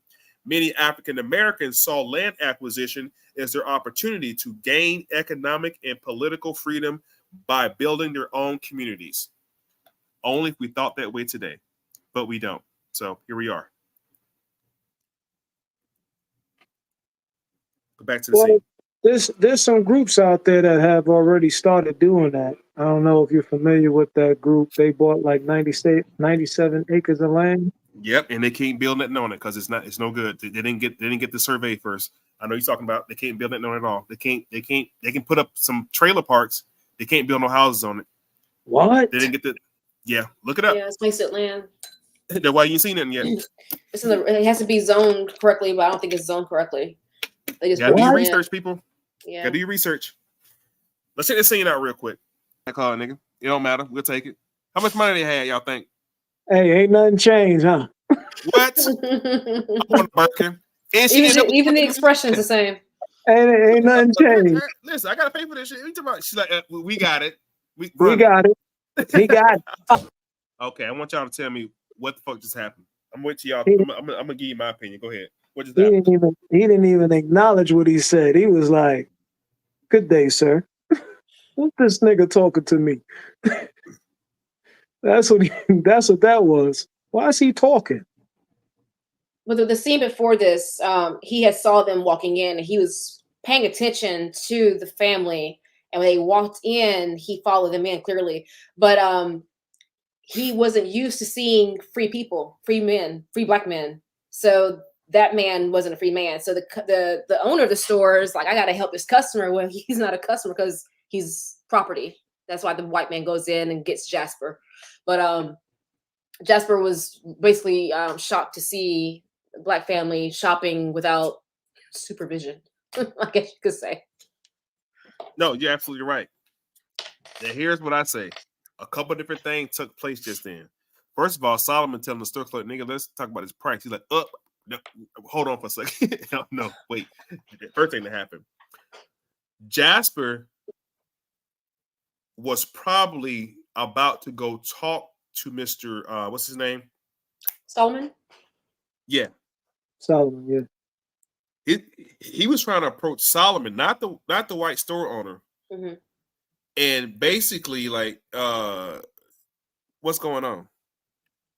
And Solomon looking back at him, knowing this nigga ain't free. Mm-hmm. Solomon represents the Boule group of Negroes in America right now. Not calling us slaves, but there's have always been two groups of black people in America. I keep telling y'all this shit. Classism, this class. Well, there's three things. There's a caste system, then there's a class system. People say, I'm from the upper class. I'm from the middle class. That's a class system based on monetary value. A caste system, however, deals with inheritable lineage. That's why you can look over in places like Europe in the 16th and 17th century, and you can see people like Queen Charlotte, King Charles II, King James I, and they were all swarthy Negroes of Moorish descent. And at the same time, you can look across the ocean and see Spanish conquistadors enslaving and killing people who look just like them. It didn't bother them. It's a different caste system. The same way people like Oprah Winfrey, Tyler Perry, and whoever else can look at the conditions of black people in Chicago, including Barack Obama, and not relate to the multitude of deaths in their own city, but go to Africa and build schools in Africa. That's the caste system, the unrelatable. I live in Atlanta. There's black people on the west end of Atlanta right now sleeping on the fucking sidewalk. You ride 45 minutes north to Kennesaw or Roswell, Negroes living in $5 million houses. I'm talking about. Right. And they're totally they're not bothered by it. Right. The mayor of Atlanta, he got to play his role. They're not bothered by that shit. So you have a class system, which is money. Then you have a caste system. The black boule is based on a caste system, not class system. You can be from a moderate middle class family and still make it in one of those HBCUs or into what's called the Divine Nine. But the boule is based on family lineage. Your daddy had to have money. And that's why even in the black boule system, a lot of marriages are prearranged. Come on now. Yeah. Say that. Say that. ATL, he didn't want her marrying T.I. You're not going to what the heck? No. The fuck? You ain't doing that? Right. Yeah. Fresh Prince of Bel-Air. Will was not from that caste system. Carlton was from money. Now, his Uncle Phil wasn't from money, but the lineage is from money. So their association was about caste, lineage. Class is different from caste. Pay attention to that. Solomon is from a different caste system. That didn't bother him one bit. He don't even know in about 4 days you're gonna be one of them niggas. But you did have people in the upper caste system who were sympathetic to slavery. They were called abolitionists. Today they're called liberals. Hey, real quick, Yeah, Solomon got a glimpse into what was about to happen to him, and a lot of times we get glimpses into things that are about to happen to us that we don't even pay attention to. But it's like, God damn, why did I just see that? It's crazy. Wow. But go ahead. Are you good? Okay, now we're gonna go to the next scene. This is the scene of what's her name is on a porch. I think she was crying or something like that. And you made a very good point earlier about what was happening with them. So I'm gonna put it up next, and I'm gonna let you take the wheel on this one. You want to set up for your play, or you just want to play? Go ahead, play. All right. This scene, scene. That was beautiful. It's an interesting scene to me. There's other parts between Eliza and Solomon. They have these interesting exchanges. The first thing I noticed is how she is, and how she is with her children versus how she is without her children, and she's expecting the man to feel the exact same way. Which I mean, men should not respond the same way as women, or they just don't. They're not wired that way. But anyway, I mean, that goes two folds though. Most men, well, not now. If you were born in the 80s, I would say, and backwards, we were taught to don't cry, stop crying, stop being a little girl. I mean, it's just like we were coached out of showing that side of our emotions because it was saw as being soft or not being manly to cry. So we just balled that shit up and tuck it inside. Now I'm pretty sure Solomon was. Well, they showed scenes where he did cry, where he was. He was not with anyone. It was when he asked that guy to do the letter. He was pissed. The guy who turned on him, and that's when you saw the emotion. He couldn't dare do that in front of his peers, if you will. But she was expecting him to. Right. It's the draconian way. Right. You got anything, bro? I mean, the thing is that, to determine what this is truly trying to interpret is just that the fact that there is a system in place is really just showing you the attitude of the YT. And when it comes to business, there is no, this is business, and this is how it has to operate in order for business to continue to move forward. Right. So when we look at it, the way that they demonstrated to us, we have to look at it from a victim's position. but we're not paying attention to what the YT as far as he's looking at as far as business. And I think that's where the disconnect of what's actually going on.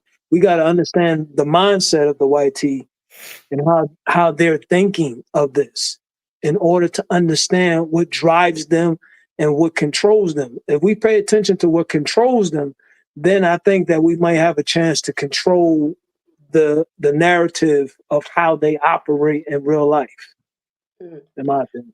I did some studies or a paper last semester, and there's this guy named Immanuel Kant. Immanuel Kant thrived in like the 1740s, and his whole thing was this is about universal law. Like every law should apply to all people, no matter what. So I did some further digging just to see. Wait a minute, this guy's from the 1700s. He had to have a different mindset based on different people, and sure enough, he had his mindset on the red man, the yellow man, and black man was you have to put them into submission because they come from a place where they don't have to work hard. They have everything that they need. They have all their resources. They're very resourceful people. So a struggle mindset wasn't their thing. They don't have to struggle. They don't have to, I guess because of, the environments going from cold to hot, they don't have to find ways to adapt to anything. So we have to teach them how to adapt to certain situations or circumstances. So the mindset is totally different when it comes to business.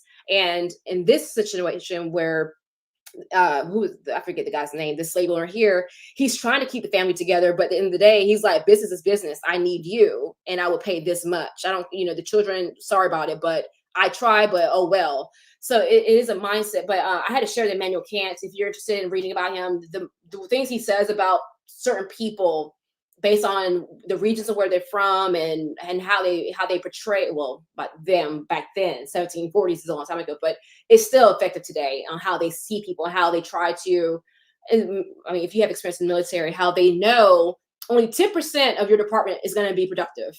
The rest of you, you're just a number, but we still got to use you for our own advantage. And they know that. They know that not everyone is going to be, go ho and do what we need them to do. But when we get that top 10%, we know we have to push them. And that's just how it is. That's how it's always been. And they know that. We just have to understand that there's no emotion when it comes to business for these people. None at all. Even this scene here, she's willing. Her children are gone. And he's like, I tried. Then he just moves on. Let's go. Like, let's pack it up. So. Wait, to also add to that, if you notice that if you ever bring a good deal to a YT, they're your best friend. Yeah, they're your best friend. Yeah. And this is what this has to translate over to what we understand. We have to understand how to control them through the business deal. You know what I'm saying? And that's what happened with I ain't gonna say our boy, but Mr. PD, Mr. PD. Oh, the Diddler. His business behavior. Hey, they wasn't gonna let him they weren't gonna let him get away with that. I bet you won't put Diddler in your geometrium. Wait, let's look that up. Hold on. Hold on. He said, do it. Do it. Do the roar. Wait, spell that for me because I'm slow. Spell it. Diddler. L-E-R. A diddler, a diddler is a type of person in real life, like a diddler. First thing that pops up is Cain and Abel. That's how he got there. That's how he got there. Come on now. And we think about that, was it Cain that killed Abel? No, it ain't about Cain killing Abel. It's about sacrifice has to be made. Absolutely. There you go. See, I'm glad you see. This is why this is important. Because with Cain and Abel, what happened with the story of Cain and Abel? It reappears in a movie. And My Brother's Keeper, New Jack City. Which is showing betrayal again. That's interesting. Okay. Yeah. All right. Let's move on. So wait, hold on. Last one. Go ahead. Basialago. Am I pronouncing that right? Balenciaga? Balenciaga. Dittler. But a diddler is a type of person. Look at the diddler like the Pied Piper. Listen to me. And the Pied Piper would lure little young girls back to his cave by playing the flute. Music, serenading. Mr. Who? R. Kelly called himself what? Yeah. The Pied Piper. Wait a minute. Wait. No, there's more. Let's go. There's an album cover with Mr. R. Kelly has a Zorro mask on, emulating Peter Pan. Ooh. Peter Pan would come to the windows of little children at night when the parents are asleep and snatch them out the room. If they didn't want to go, Tinkerbell would sprinkle sleeping powder, Molly, the handler, baby oil. Wow. The handler, thank you. And he would take them away to Never Never Land, this private island. And the captain, Hook, was actually trying to rescue the kids. See, Peter Pan flew there. You had to take a boat to get there. Okay, never. Let's keep going. Wait. One last one. Diddler is also equivalent to Morlock. You said Warlock? What's the name? Morlock? Am I saying that? Morlock. Oh yeah, Moloch. Yeah. Moloch was the deity that they sacrificed kids to. Let's go. I mean, we can go there, but that's a different time. Yeah. Let's keep it moving. You're the gassing me up. Let's do it. Let's go. Let's get it. I go.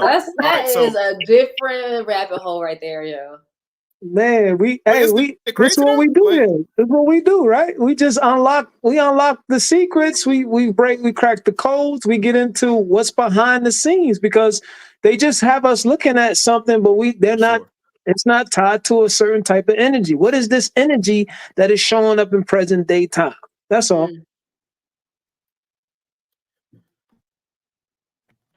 That's facts. And I know you real big about that too, bro. About energy transfer, so the energy stays here. It never goes. Oh yeah. That's how we crack the code. That's how we know.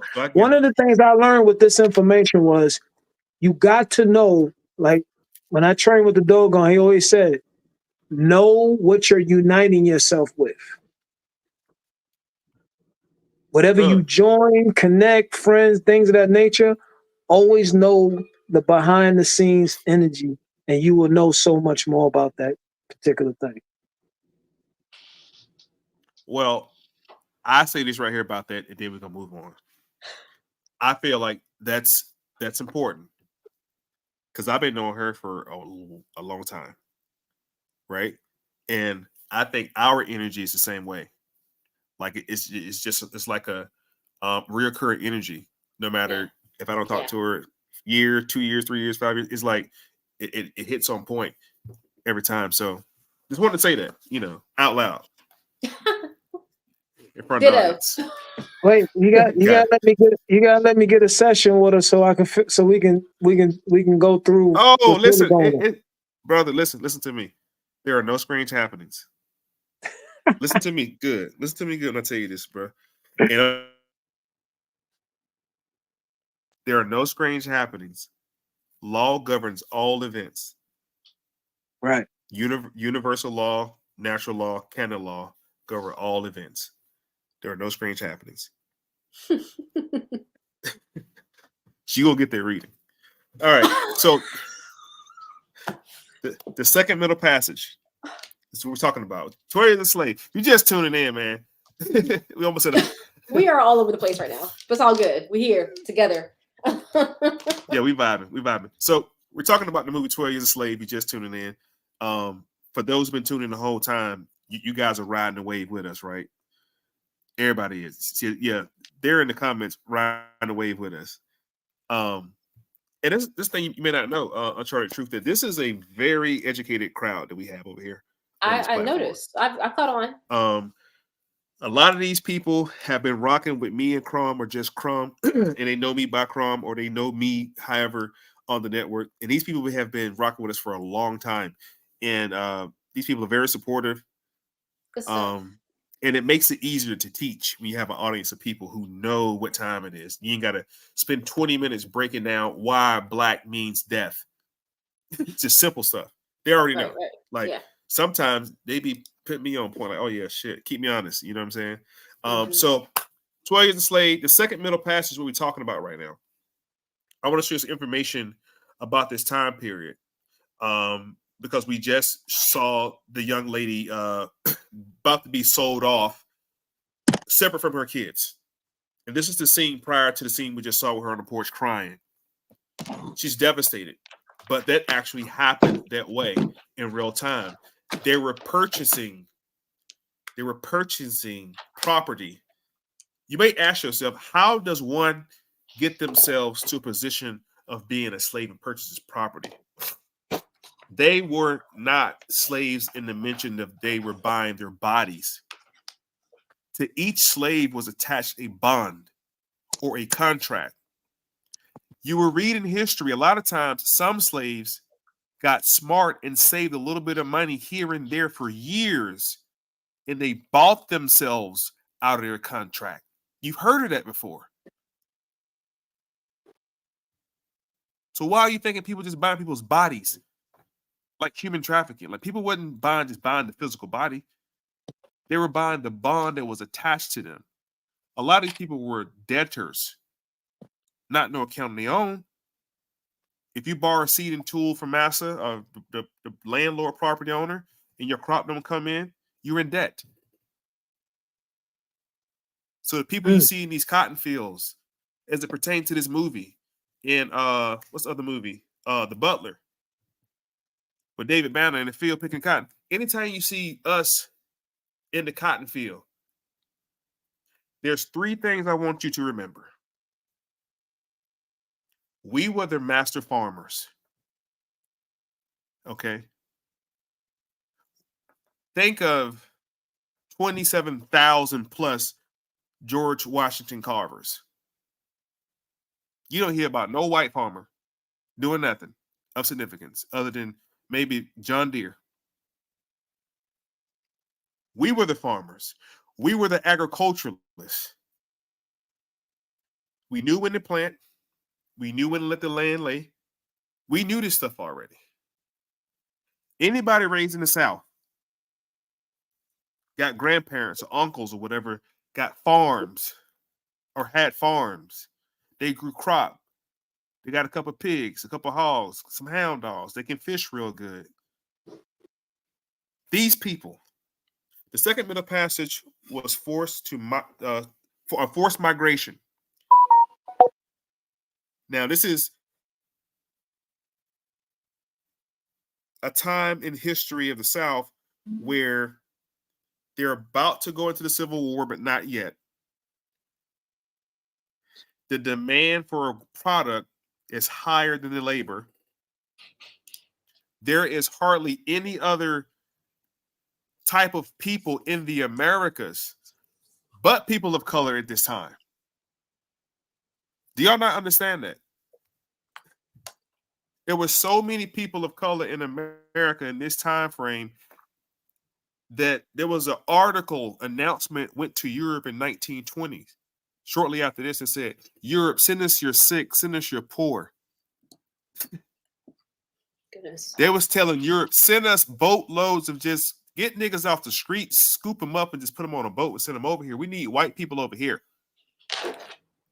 There's too many of these people over here. So the odds were you're going to be working in the fields if you was in the South. That's just, unless you own a grocery store or something.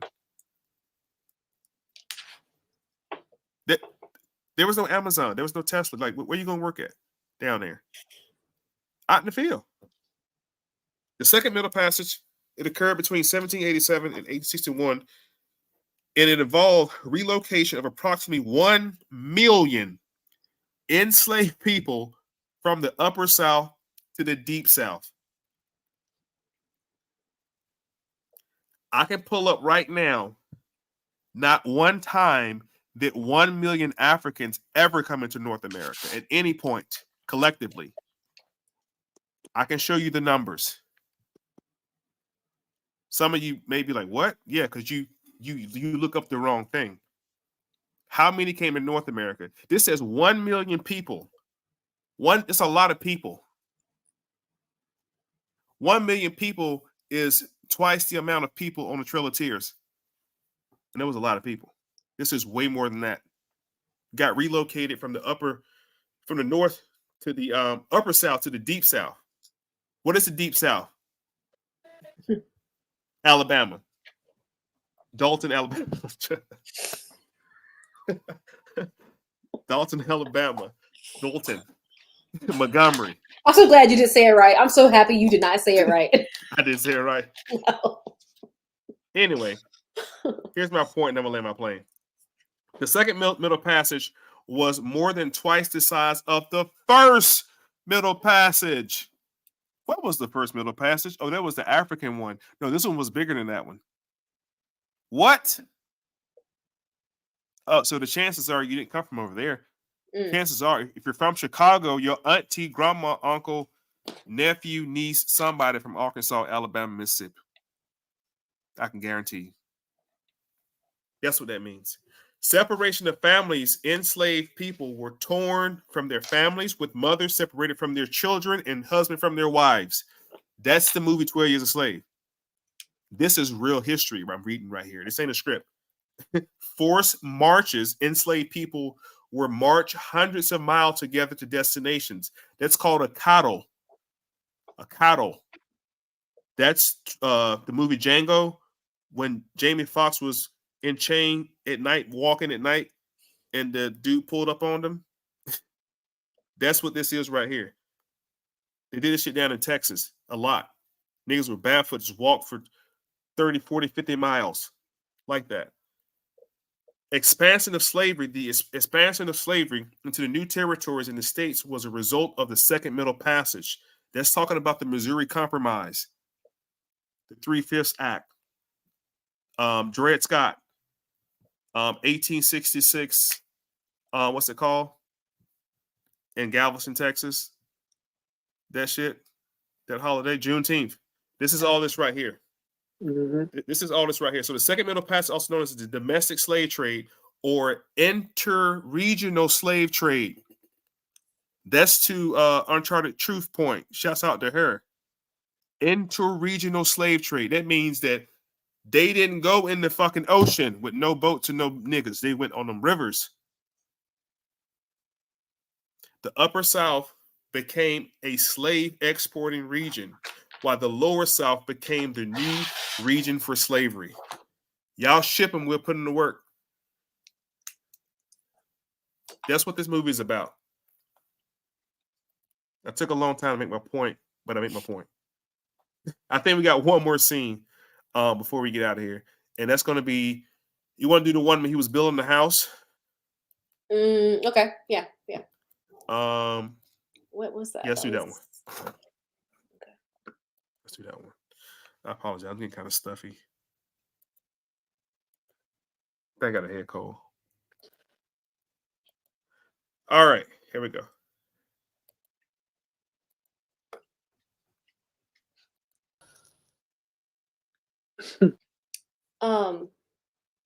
This was an interesting scene as well. So someone mentioned this earlier, that they don't show the guy from Doctor Strange. That guy. Yeah. Okay, sorry. I forget his name in this movie, but he is owned by him. And they're not going to show that. They want you to use your own imagination and to depict who you think he is. Wow. Okay. He also lives on the plantation. There's a scene later on where the guy is in his own corridors. He's in his own little hut. They're separate, obviously, but he also is owned. But they're not going to show you that. They want you to be imagining, okay, because he called him master. So you're going to think he is superior to him, white supremacy, which is, no, come on. He is in the same situation as Solomon. However, he's the overseer. Everyone has a supervisor. Everyone has a manager. You go to Sony and you go to Chick-fil-A, you're going to have a manager. You're going to have someone who oversees your work. That's who he is. And his conditions are no better. This is the same guy that was showed up when he was making those logs on that river. And Solomon was explaining to him, hey, let's do it this way. And ever since then, having his eye on him, like, this dude knows something until, they have a nice little exchange here. And then the slave master actually protects Solomon. He's like, I got to trade you. I got to send you somewhere else. Remember that scene? He's like, because they're going to kill you if they find you. So I can't kill them, but I can save you from transferring you somewhere else. So they make a transfer. He goes to Epps plantation, whatever they call it. But yeah. Wow. Very interesting thing. If you go back and listen to the dialogue, listen to what's being said, and then look at how he got there. There's a really important scene with him and the other guy explaining to the other guys, I'm so-and-so, this is so-and-so, this is how we got here. This is how we became who we are. Yeah, they go into all that. Damn. Your imagination is what drives you. So if I can add to this reminds me of a situation when I used to work at a men's store, selling suits, and I also was a manager, and I had a white tee manager, and he would come to work drunk or just looking crazy. Like, you're supposed to be clean when you come to, because you're selling suits, so you want to look clean. But he would come to work looking crazy, hair all over his face, hung over, all types of stuff. And the funny part was that he would like to assert his managerial just because he's been there longer than me. And I would just look at him like, this reminds me of that scene. Like, I'm like, what are you talking about? Then one day I had to press him. I'm like, I got so close to him. I said, listen, you cannot enforce anything. You're nothing. And I said that only because I felt like, how dare you? Right. What do you think this is? So this thing just reminds me of, this is Solomon saying, like, come on, man, I done been around the world. I got businesses. I got family. I used to buy my wife French bags. Like, who do you think you're talking to? You a Slav. Behave yourself. So that's that energy coming up where he's had enough, and he's like, this person is beneath me. Yeah. Damn. Nice. I want to add a little value to that. Trying to put some facts on top of this for y'all family to show y'all it was just a business. It wasn't personal. It was just business. The Bank of Charleston, founded in 1834, issued loans and mortgages where enslaved persons were used as collateral. A revenue of the bank account ledger revealed a minimum of 24 transactions involving reference to 529 enslaved persons being used as collateral. A debt slave. MOI, I don't know what the hell wrong with MOI. But where does he get this information from? Like, this guy is a human encyclopedia. Like, how do you encode and decode this? Because I was looking at all of the charters one time. I was studying the 13 colonies, and I was noticing that there were 3 kings that establishes the 13 colonies. I'm gonna give it to you real quick in 2 minutes. And these 3 kings, you had King James, King Charles, and King George. King James sets up the Northern Territory. Okay, he sets up Virginia. Then you have King Charles comes sets up the Carolinas, but gives property to William Penn in Pennsylvania, sets up. And then King George gives the charter to James Oglethorpe, Georgia Territory side up. So now the whole Eastern Seaboard is established under charters, and there's something called proprietary lenders. Because remember, this is people like the Virginia companies, the London Tea Company, the Pennsylvania Company. These are companies that are backed up by barristers and bonds from Europe. And they sent people over here on contract. If you work 7 years, we'll give you land, but you have to give us a portion of what you make off that land. And a lot of YT people and people of color agreed to that. The first black slave owner, John Hanson. Not John, it was John Hanson? What's his name? Anthony Jones. Anthony Johnson. John Hanson was the president. Anthony Johnson was from Angola. He was an African. He came over here on that same contract. So a lot of people was under these contracts. That's how I ended up realizing securities and bonds. They have to be, if something is in a bond, there's a bond holder, something called a bit bond. Like when you go to court, this is not legal advice, do your own research. But when you go to court, other than challenging the jurisdiction, you can look to the secretary sitting to the right, the treasurer sitting to the left, just like on a dollar bill, and the judge in the middle, because the judge is the banker. And he controls the currency of the court until you challenge jurisdiction, and then you something called the bit bond. There's a bond on you. You know that. It's a straw man. This shit's real. And a lot of times the prosecutor's the one trying to collect on that bond. Yeah. Because you're not in proper persona. That's why they keep printing money. Anyway, slaveholders securitize their enslaved property in two ways. One, where am I shit at? They took out mortgages on the purchase price of the slave by putting a % down and paying the rest, I assume, later without opening that tab up. But that's from reclaiming.com, slave mortgages, reclaimingkin.com. It's an actual site to go to and look up these bonds. It's just unreal. That's why I was telling you, they wasn't lynching people they were buying. Right. You're not going to buy a $400,000 crib, take a mortgage out, and then burn your house down the next day. Are you crazy? You're going to fix it. They're not killing niggers. Lynching happened after slavery. You also probably should look up, too, the insurance companies at that time as well. Because they did insure their property. It was several. But those were owned by the Juicies. All the Juicies had the insurance companies. Lloyd's of London. Yeah. The Barons, yeah. The Barons always bear the bond. You never heard of that?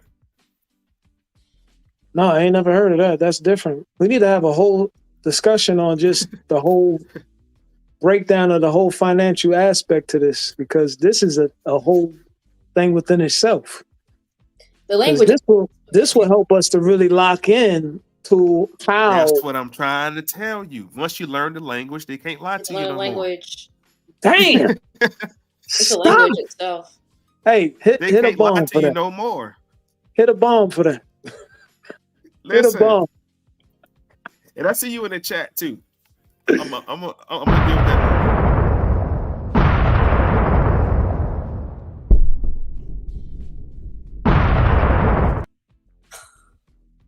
That's what I'm trying to tell y'all, man. The bond bearer. The bond bearer. The burden of proof lies on you. The bond bearer. There were these people from Europe called Juicies. You call them U's. They were the financiers of all the lords of London kingdoms over there. House of Stuart, House of Tudor. You always find the barons kept the money. So the barons over here in America, you start seeing these pawn shops with 3 balls on them. Those baron balls. Those shops also did bonds. The baron was the bondsman. All right. That's all I got. Hey, bond bearer is also equivalent to eugenics in the gematria. Wow. You can't make this shit up. Wow. You can't make this up. Wow. Because they were sponsoring that too. Mm-hmm. Wow. But see, what a lot of people don't I know you got to go. You No, chilling? You good? I'm fine. He's Okay, fine cool. now. Okay. Yeah. Okay, cool. So, what people don't understand with the eugenics shit was like two folds. Let me put you on game real quick about the eugenics shit. So before you get to eugenics, you have to go to Cold Harbor Springs, New York. It was a unit. It was called the American Birth Control League. In the American Birth Control League, okay, you gotta look at a man by the name of Eugene Fisher. People like Eugene Fisher, Loddard Stoddard, and these YT psychos was literally pushing an agenda to wipe out the lower class of people in America. America had became overrun with feeble-minded people. Yep. Like the scum of society, both black and white. Yep. Because the YTs, what they did was they did what was called positive eugenics. They tried to increase the birth rate of YT people in America.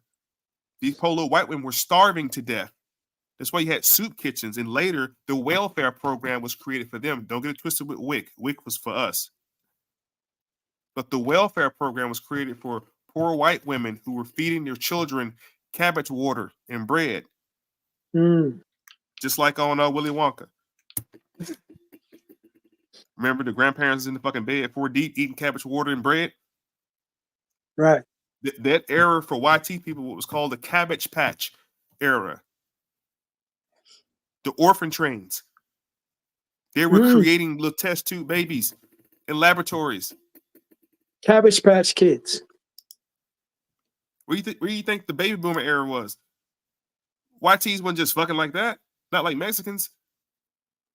They had a population increase explosion. The know-how of how human genetics work became, boy, it fucked a lot of YT people up. And people like Margaret Sanger ends up going to Switzerland to conferences. And Margaret Sanger comes back and she links up with the American Birth Control League. And she practices negative eugenics. Here's this though. W.E.B. Du Bois hooks up with her. And W.E.B. Du Bois run tests on black children to get the top 10%, to put them in the fucking HBCUs with the boulets. Go look that shit up. There were 2 classes of black people in America. I'm going to keep telling y'all this shit. All your skin folks ain't your kin folks. I'm telling y'all. So eugenics, now with eugenics, something called forced sterilization. Black women, late 70s, 80s, heavy in the 90s, because cocaine fucked us up in the 80s. Crack hit in the 80s. In the 90s, all the black men were gone to jail. It was over. It was over for them in the 90s. But they knew right then that black mothers, to get help, the black mothers now to get help, they would have to do what's called forced sterilization. This was eugenics. If you didn't have a job, certain income, or you even have like certain education level at that point, they would sterilize you women. Oh yeah. Shit real. Yeah. But to add value to that too, bond bearer is also equivalent to State Farm. State Farm? Yeah, State Farm Insurance.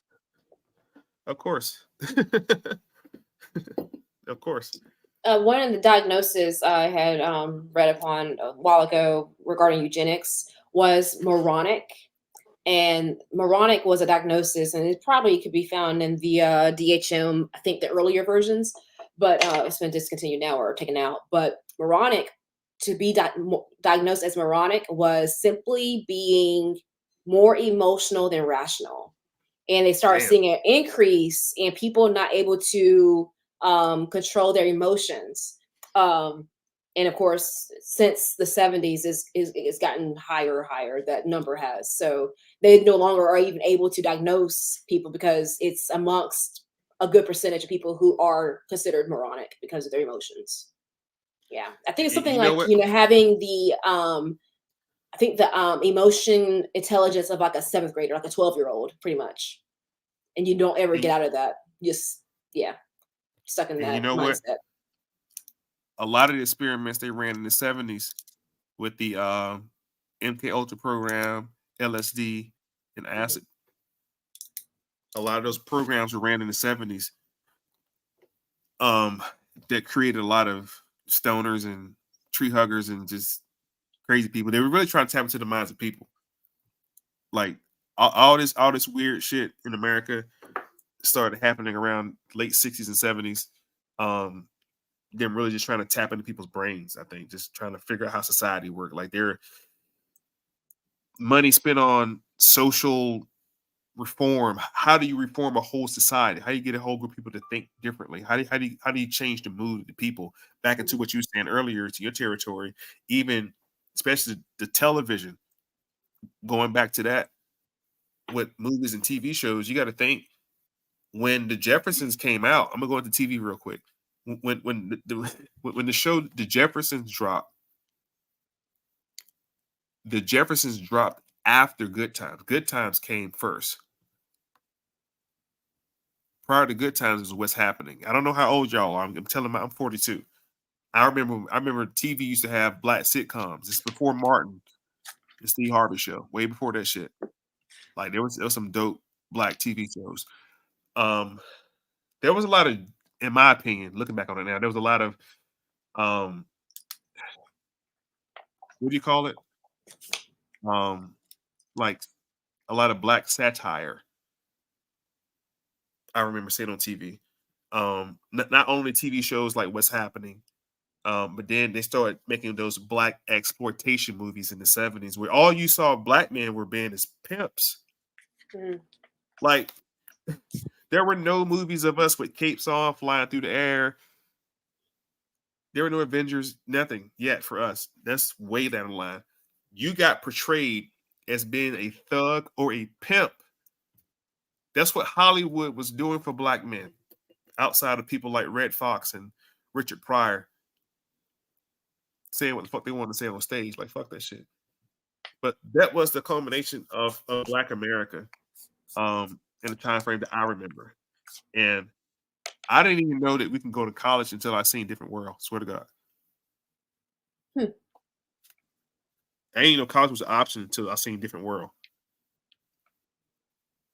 This was a different strokes. It's a different strokes. Mm-hmm. You got anything to add? Take away from it. I want to thank y'all for definitely rocking out with us, man. On here, we completely abandoned the movie. I think they got it. It's cool because they don't hurt my mouth like more than enough to hurt me, guys. I always talk about all this shit. You know what I'm saying? I always talk about slavery and really happened. So next week, I'm gonna try to do something next week. Next week, I'm gonna try to do not try. I will do. Willpower is better than might. Willpower. I will next week tap into either I don't know. I'm leaving it up to y'all. Either we can take a look at Django or The Butler. It's up to y'all. And then we'll start digging into like The Help and all the black movies. We're gonna dig into all of them. So next week, that's what we're gonna do. In the meantime, we did get one request. We did get a request. I gotta find him. You know, I love my audience. Shout out to the chat. Hey, right now, you guys can share this. Hit that share button. Hit that like button one more time for me. I appreciate you. I don't see it. But somebody asked a question. They said, are you going to give her a reading? Oh, I see that. Solo 5,000. Yeah, they love them readers, man. Them readers be hitting. Listen. This joint be hitting crazy for them. That's funny. This coming Sunday, y'all gotta tap in with us. This Yeah,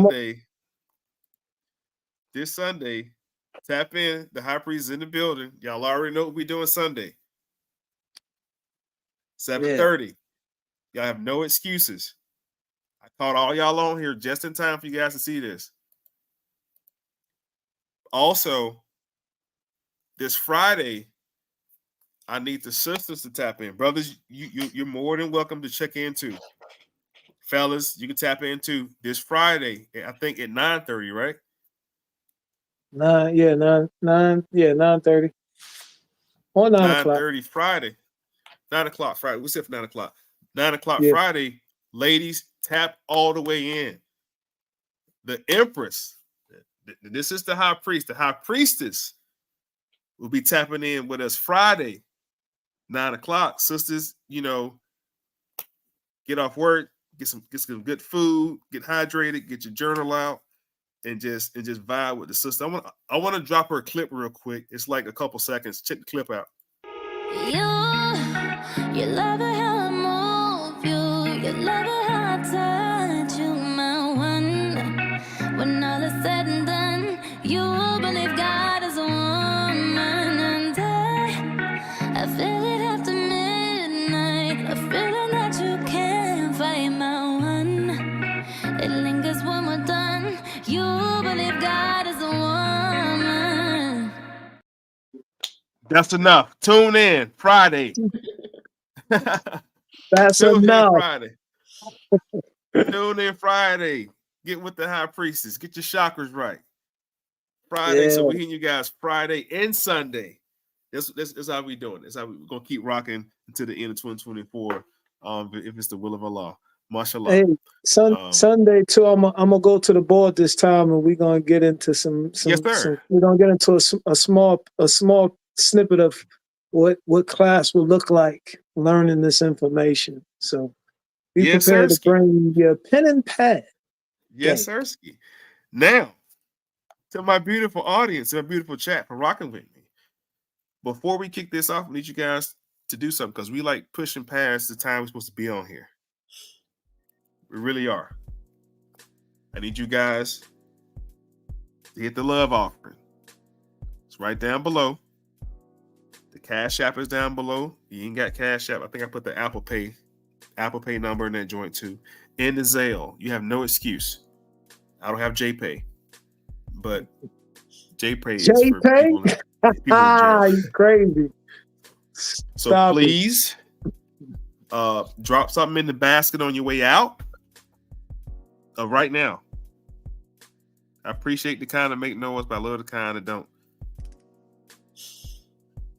High priest?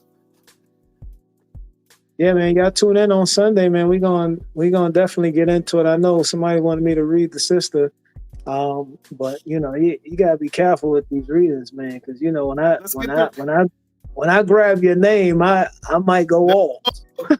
No, listen. Do your But thing. that's up to the sister. They ain't on me. It's up to her. Thank you for that. Because I'm like, you weren't gonna ask me. No, that's what I asked. Put a name in the hat. Just put a name in the hat. It's up to her. I ain't.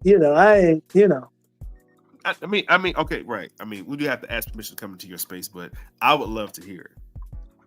Because I'm gonna mute my mic. I'm gonna mute my mic.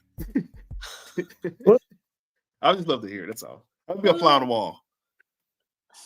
You're a big fly on the wall. I'm a bug. So what, I need to go up Sunday? What do I need to do? No, right now. It's gonna take a couple. Oh, do this now. He needs your name. Just need your name. Just give me your first name. You ain't gotta give me the whole thing. Okay. SHAVANDA.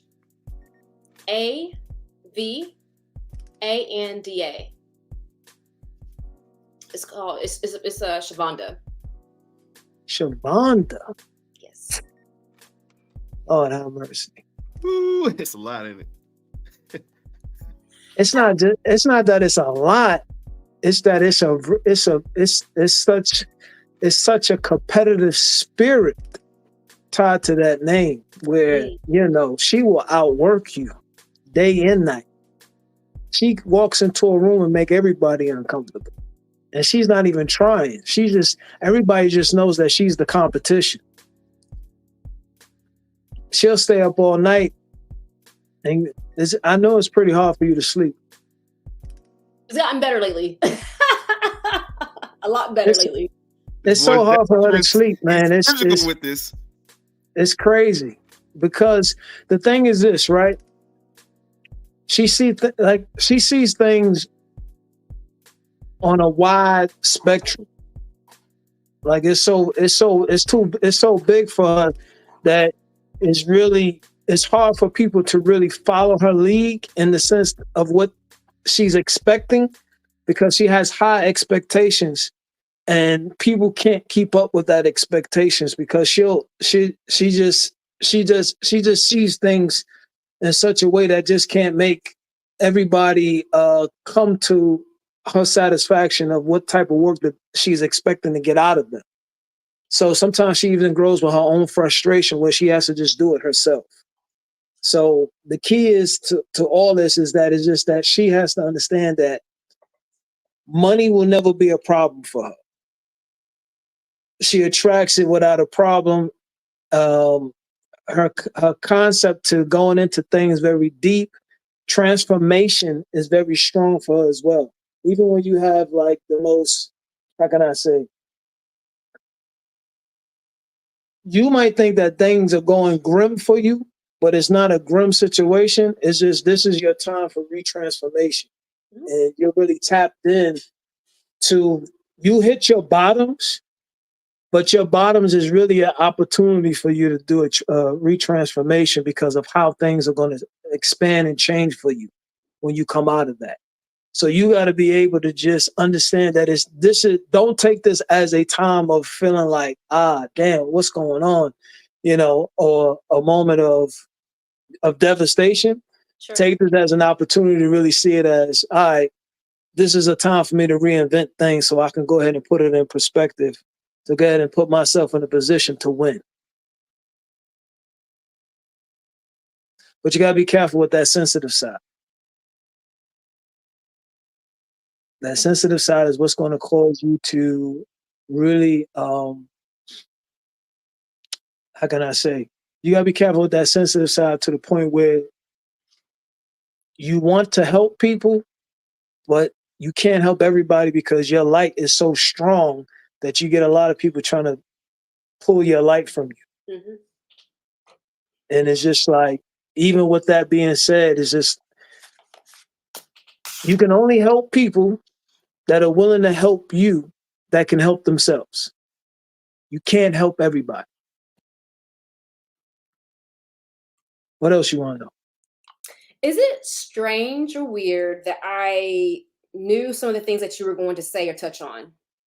Yeah, because you pick up on things you can't even tell other people because it goes right over the head, because you're in tune with the spiritual realm, and the spiritual realm is also dealing with psychic abilities. So you do have psychic abilities to be able to pick these things up because of how sensitive you are. Not sensitive of being weak, but sensitive of being able to absorb what's going on around you or what's about to be said, because you have a foresight into seeing into the future. Amazing. Well, thank you for that. You're welcome. What else did you need to know? Where's the fly at? Is he still there? I'm still here. Tune in Sunday. This is not a game, man. Anybody playing with you on the moment? Well, Ponder, you know me. Minister, you know me. So how accurate was that, though? He was on point. Yeah. What? Because I always call her the alien.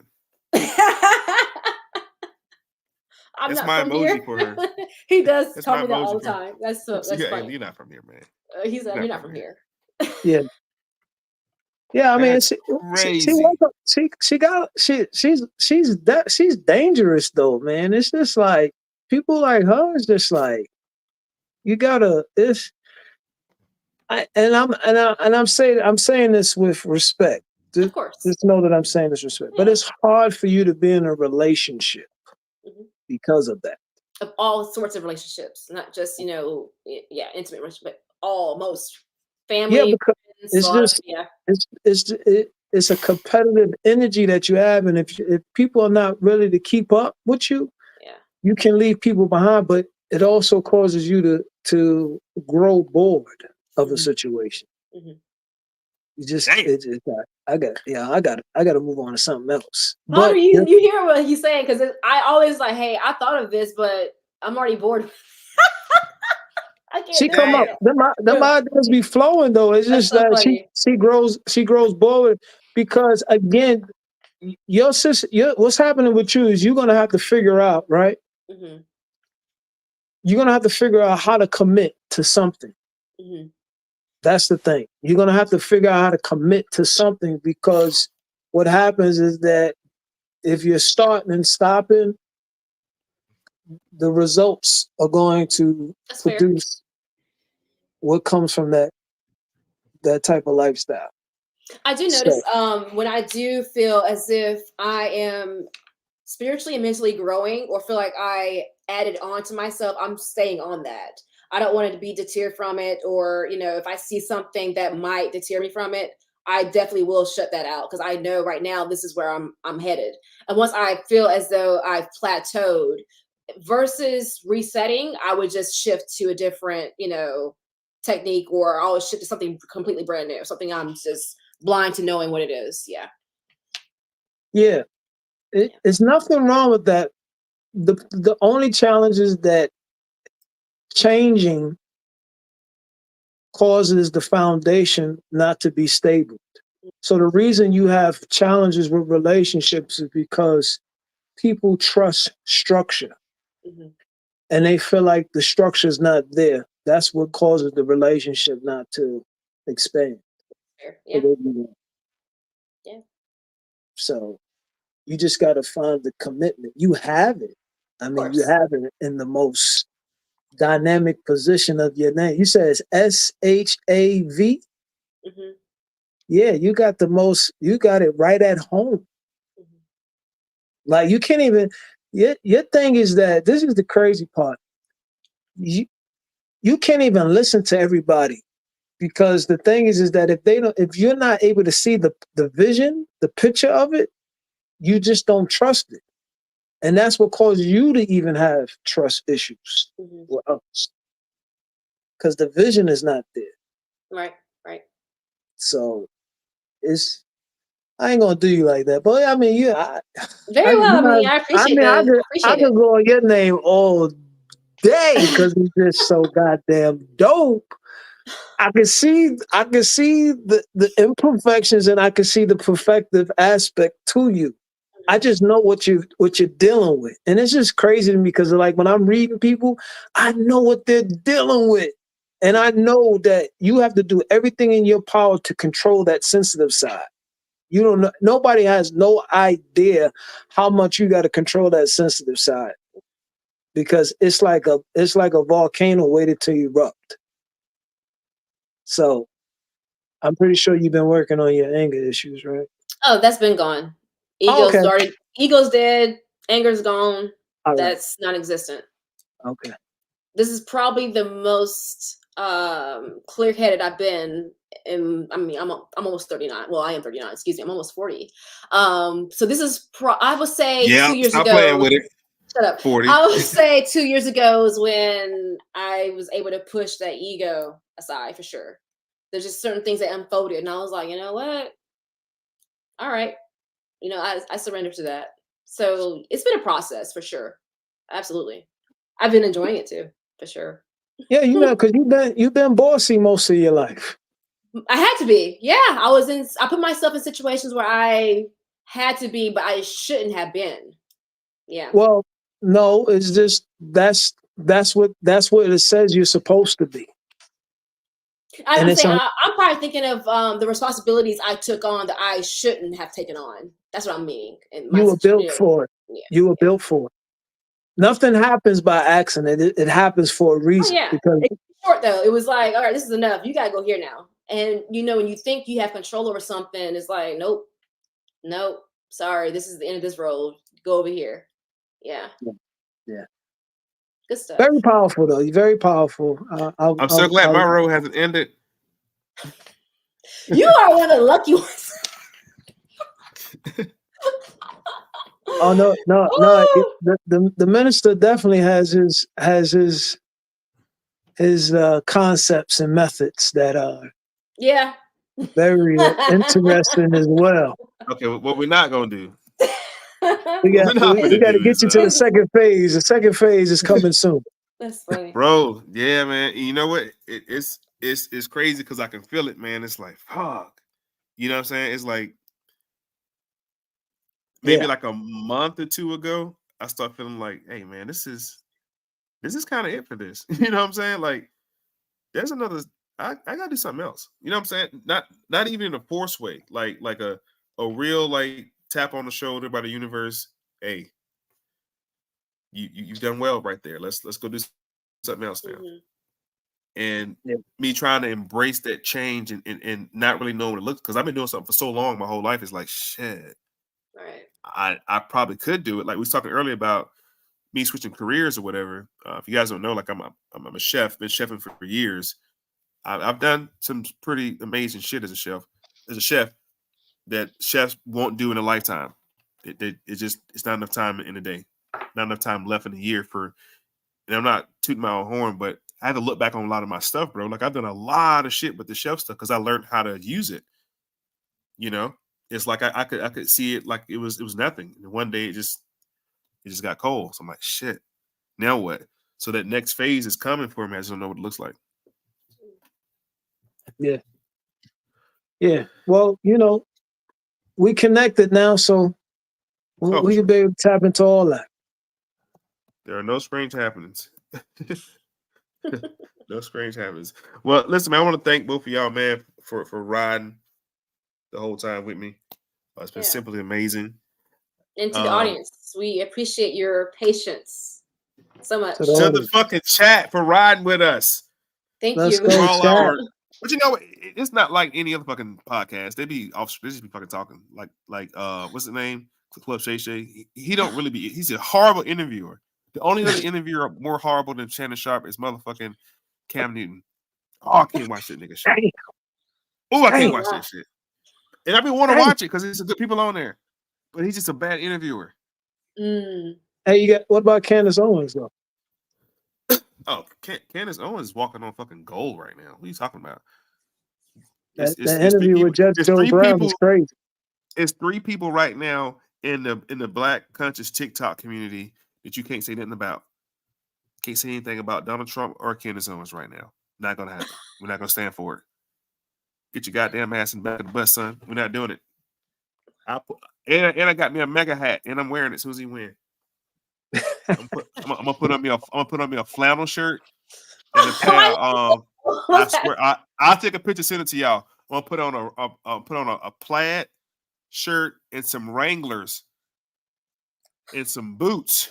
You need to get some Carhartt. And if I can find me a pocket neckerchief, I'm gonna find me a Confederate flag neckerchief. Nice. Watch what I tell you. Let's go. And y'all be like, man. If you only knew what this shit means. But anyway, I have no words. No words. You wouldn't rock a rebel flag? I did, and I got the crazy eye. Did? Yeah. You did? See, that's why we. See what I'm saying? I did it in high school. Whoa. I've been on for a while. Oh, you been on your whole time? Yeah. I for a long time. Where you in Alabama? Look, born in Alabama? Look, listen. Oh, you born in Alabama? Are you fucking serious? I live in Alabama. I'm from Alabama, so I went to school in Alabama. And there were regulations that white folk could not wear it. And I said, why? Why not? Can I wear it? I said, no, I'm not gonna ask any questions. I want to wear it and see how. No one said a word to me. Not one word. Wow. Not one.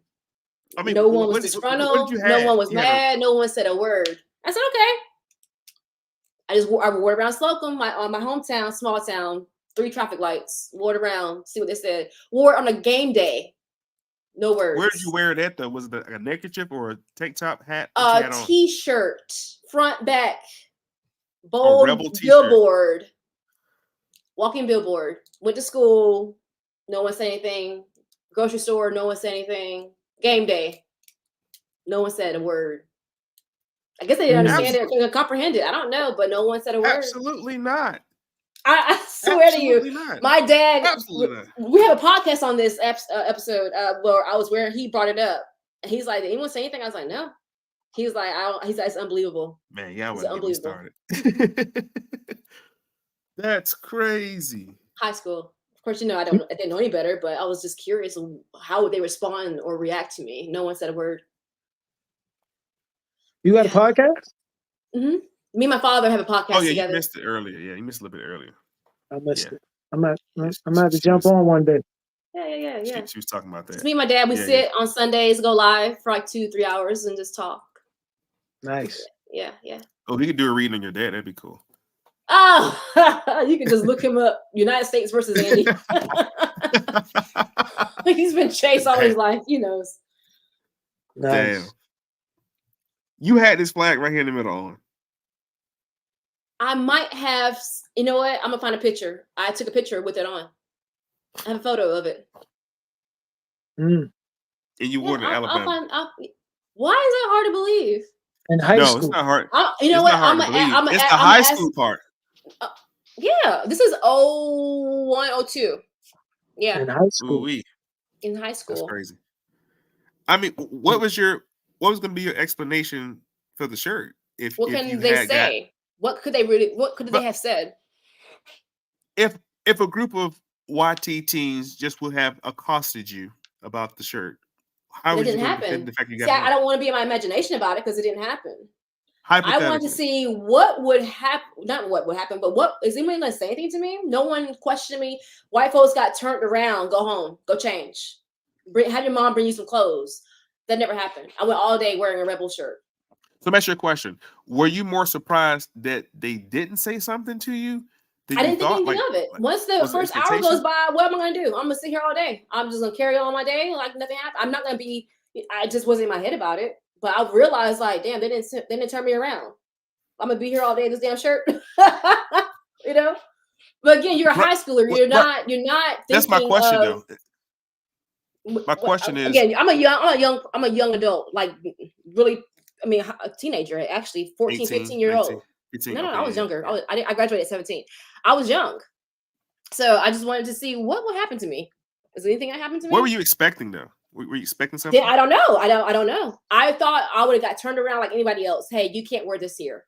That was the repercussions for any white boy who wore rebel flag shirts. You got to go home, change, take the hat off. That's what was said, or that's what I noticed. Well, I wore it. None of that happened. I'm just wondering, would it have been racist if you would have got something on? Damn, that's funny. Ain't the pot calling the kettle black. I'm gonna find this photo, and I'm gonna share it with you. That's crazy. Yeah. Now, a lot of people don't even understand what that shit is right here, man. And it's just mind blowing. In 2024, our people still not looking into things. They're just taking it. See, even at that time, my dad was the one who had to tell me what it was. Like, you after the fact, he was like, "Put me on," because my family is native here. So he let me know. I was just about to ask you. So what did he tell you? Like, did he tell you it's like? Yeah, my dad did. My dad did. Yeah. So that might have been part of it. I don't know, but I've always been go against the grain type, even at a young age. Let's just see what's gonna happen. What's the worst that can happen? Let's just see. But yeah. Damn. Okay. So I thought I was being slick by saying I'm gonna wear it. Just wear it. You already beat me to the punch now. It's no fun now. Just wear it. You already did it. But I mean, those flags are still flown around here, like outside. Just did they take them down yet? No. You already know where I'm at. I thought you was in Greenbow. I didn't know you was. I don't know. You need to stop. You tried to say it earlier. Yeah, see, I remember when Little John wore a Bubba Flag shirt. He sure did. And BFF video, he did. Mm-hmm. He was just wearing it. He didn't know. He didn't know what he had on. He just wearing I it. don't know. You know, they do things for a reason. Oh Lord. Oh Lord. Next, she go. Let me tell you what happened real quick, bro. Hey, y'all, listen. Thank y'all for hanging out. We just shooting the shit. But listen though, I remember when she first told me about flat Earth. Hold on. There's a lot of things I told you, and you would get mad. This is the biggest reaction that I remember though about flat Earth. I don't remember any other reactions. Oh, I do. Go ahead. She told me that the Earth was flat or whatever, and I remember because we was coming across the Hampton Bridge Tuttle. Yeah. in Virginia, and she told me like halfway that the Earth was flat, and she was explaining how like the sun and the moon rotate on top of it like this, like that, and space is really out, not up. I'm like, what the fuck? And for about, I don't know, man, for like 15 to 17 It probably minutes. did come out kind of crazy though. 15 to 17 minutes, I really struggled, but I didn't realize I was struggling to the last 3 minutes with this concept. Like, why am I getting so angry? I was You were mad. pissed. At what? I don't know. And I later learned that when somebody challenges the little bit of information you think you know, when it's challenged and you have nothing to replace it with, it really fucks with you. And I really think that's what's wrong with a lot of people who like believe in religion. Like they just don't have anything else to hold on to. So it scares them. Yeah. But having a questioning attitude is like one of the worst traits you can have. Especially when belief supersedes it. Yeah. Right. Yeah. Confederate flag means America first in Jamaica. Absolutely it does. Why wouldn't it? Because the universe knows what it means. I'm gonna see this photo tonight, Ponder. I'm gonna send it to you. That's the American not the American, the Galactic Cross. That's the Galactic Cross, of course it is. But there's other Cherokee flags. They got that crescent moon and star on it too. Mm-hmm. Well, most African and Middle Eastern countries have it. Jamaica got one too. Got one, what, a star and a crescent? No, they got the X. Oh yeah. I got you. But at any rate, let me see if I can find this Cherokee Confederate flag.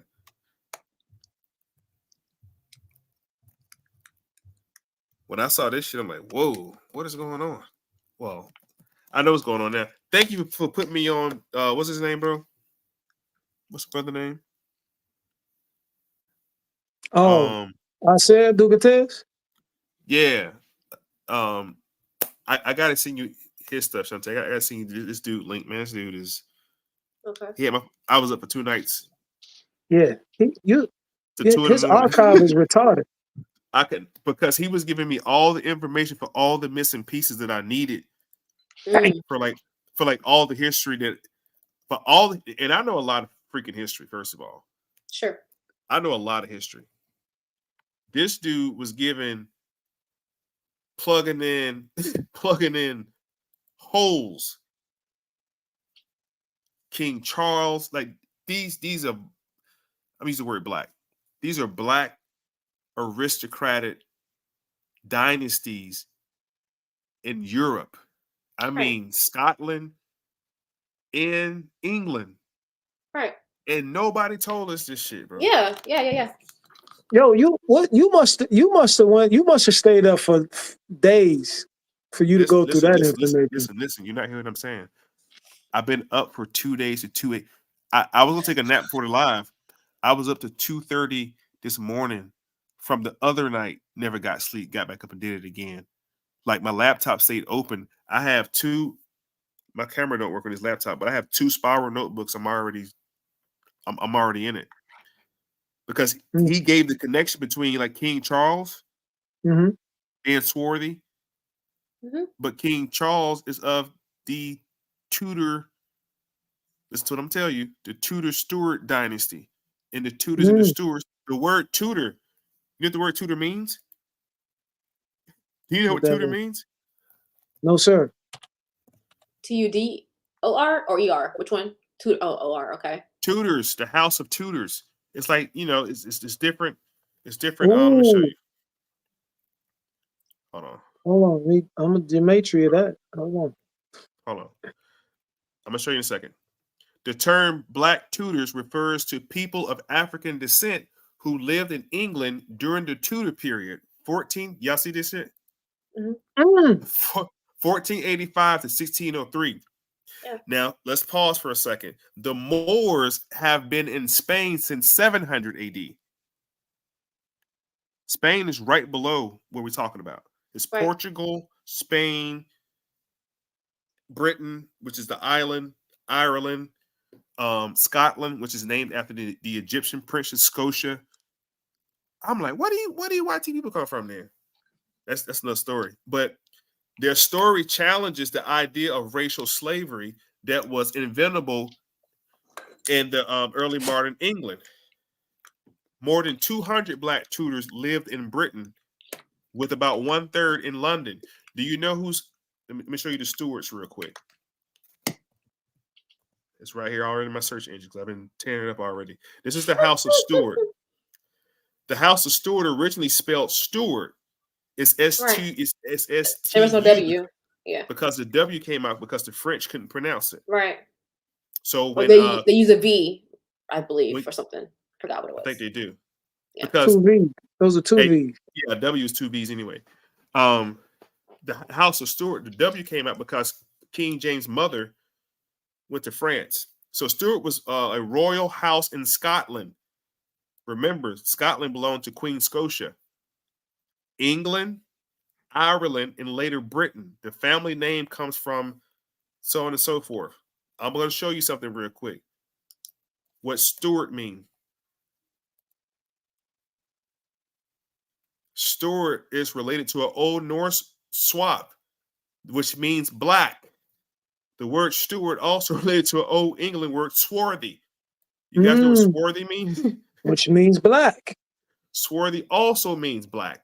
So these motherfuckers black, but not how you think. You're not gonna find no super dark ass people in Europe at this time. I'm gonna show you what they look like in a second. That's what swarthy means right here. Dark This is what skinned. they look right here. There was different shades of black. Queen Charlotte, which is of the bloodline of Charles by marriage. Everybody I'm naming is black. These are the light-skinned mulattoes of Europe. And check this out. You know how people are always announcing, hey, I did my ancestry and I traced back and I found out I'm from Netherlands or I'm from Wales. Well, they were black. Because it's these people. It was them. Yeah, yeah. Woo! So they think, I got 1% white. No.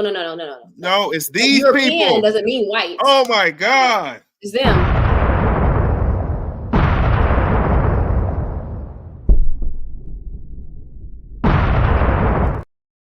You and that was crazy. Yeah. Wait a minute. They always say I have certain percent of European ancestry. Yeah. Of course you do, silly. Yeah, you do. But these ones.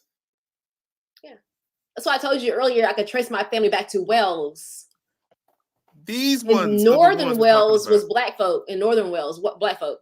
In South Wales, if you will, or more like West, it was a little bit of white folks there. Wow. King Charles II. He had a wet complexion, a swarthy complexion. He was 6 foot tall with dark hair, swarthy complexion. His mother, Queen Harriet, gave him the nickname the Black Boy because of his dark skin and eyes. Wow. We're all over. Sorry. Damn, man. We are everywhere. We just transferred. King Charles II, he's the one that gives the charters to the Lord Proprietors to set up the Carolinas territory. He also gives William Penn territory to set up Pennsylvania. He's one of the three kings I'm going to do a lecture on next week. Sounds like black on black crime to me. So when we talk about original. Ireland is our land. Ireland. It's the accent. Yeah, Ireland. Our land. When they say that the Europeans were transporting Africans over to the Americas, because the Africans was a whole other group of people outside of these people. Yeah. And they brought them over here and intermixed them with some indigenous people over here who had nothing to do with Africans either. And a lot of these light-skinned mulattoes, these Europeans, they were also known as, let me show you. So now we're talking about England. Spain was heavily involved. Heavily involved. Now we're talking about black conquistadors. Y'all heard of conquistadors? They came over here and wrecked shop. Did you pull up that? America. Did you pull up that picture I sent you though? Oh, I got it in my email. I'll pull it up. So these black conquistadors, they were helping to conquer North, Central, South America. You got something for the geometrium? Which one? Anything. Or just the tutors is the Akasha records. And it's the Illuminati. I mean the Illuminate. Damn. But they said that these were the midnight blue. So these are different type of. This is a different type of black, midnight blue. No, but because we're saying black, but you have to understand, you have to put it in its proper matrix. Because the word black. Let me show you something. Now we got to go here. You got to unlock the language for it to make sense. Then I'm gonna show you something else real quick. The etymology of black. What does the word black mean? Old English word. No, read it, black please. Means the word black comes from the Old English word blackie, which means black, dark, or ink. It can be traced back to the following Proto-Indo-European roots. The roots. It'll go on to also tell you that it goes into the word. It goes into the word blanc, and then it says, see the word bleach. Black is the absence of color. What I was trying to show you is the word black doesn't come out to a certain time period. Oh, yeah, we didn't see that date. This time period precedes that. So in this time period, they was calling them Moorish. So the Moors not only ruled Spain, they ruled the entire plate. Everywhere there's Europeans at today, other than Nova Scotia, up in Finland, Sweden, we never got up in there. But Europe, this was the Moorish bloodline. Queen Charlotte was of Moorish bloodline. They also call them mulattoes. Queen Charlotte's mother, right here. Queen Charlotte's ancestry included what? Margarida de Castro y Sosa in the 15th century, Portuguese. Not just Spain, but Portugal also. Spain and Portugal. A Portuguese noblewoman related to King Alfonso III and his Moorish lover. Some say the word Moor was used in Shakespeare time to describe Muslims, not necessarily black people.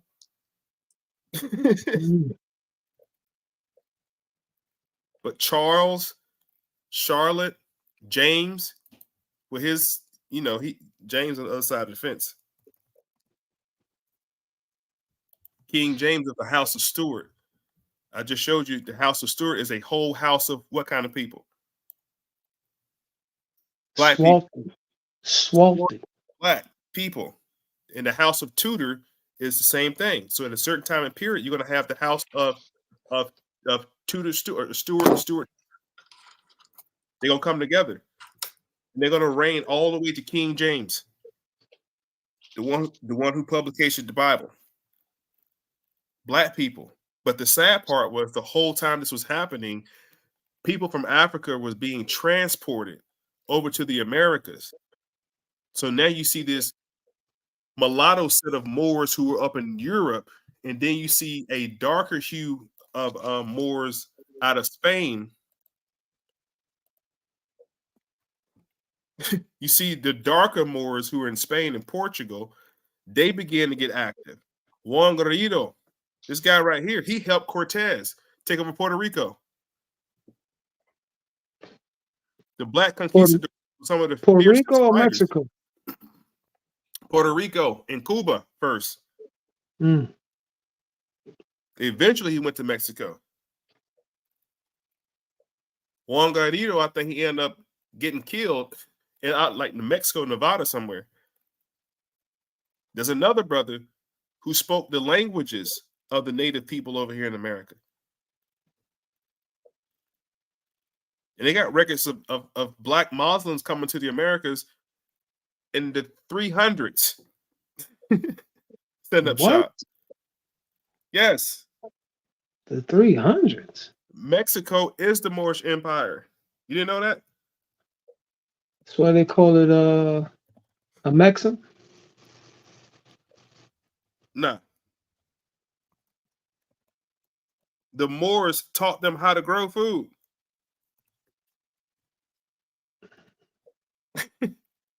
Wow. The Moors or Muslim North Africans and Arabs invaded Spain in the 700s, had a lasting influence on Mexico.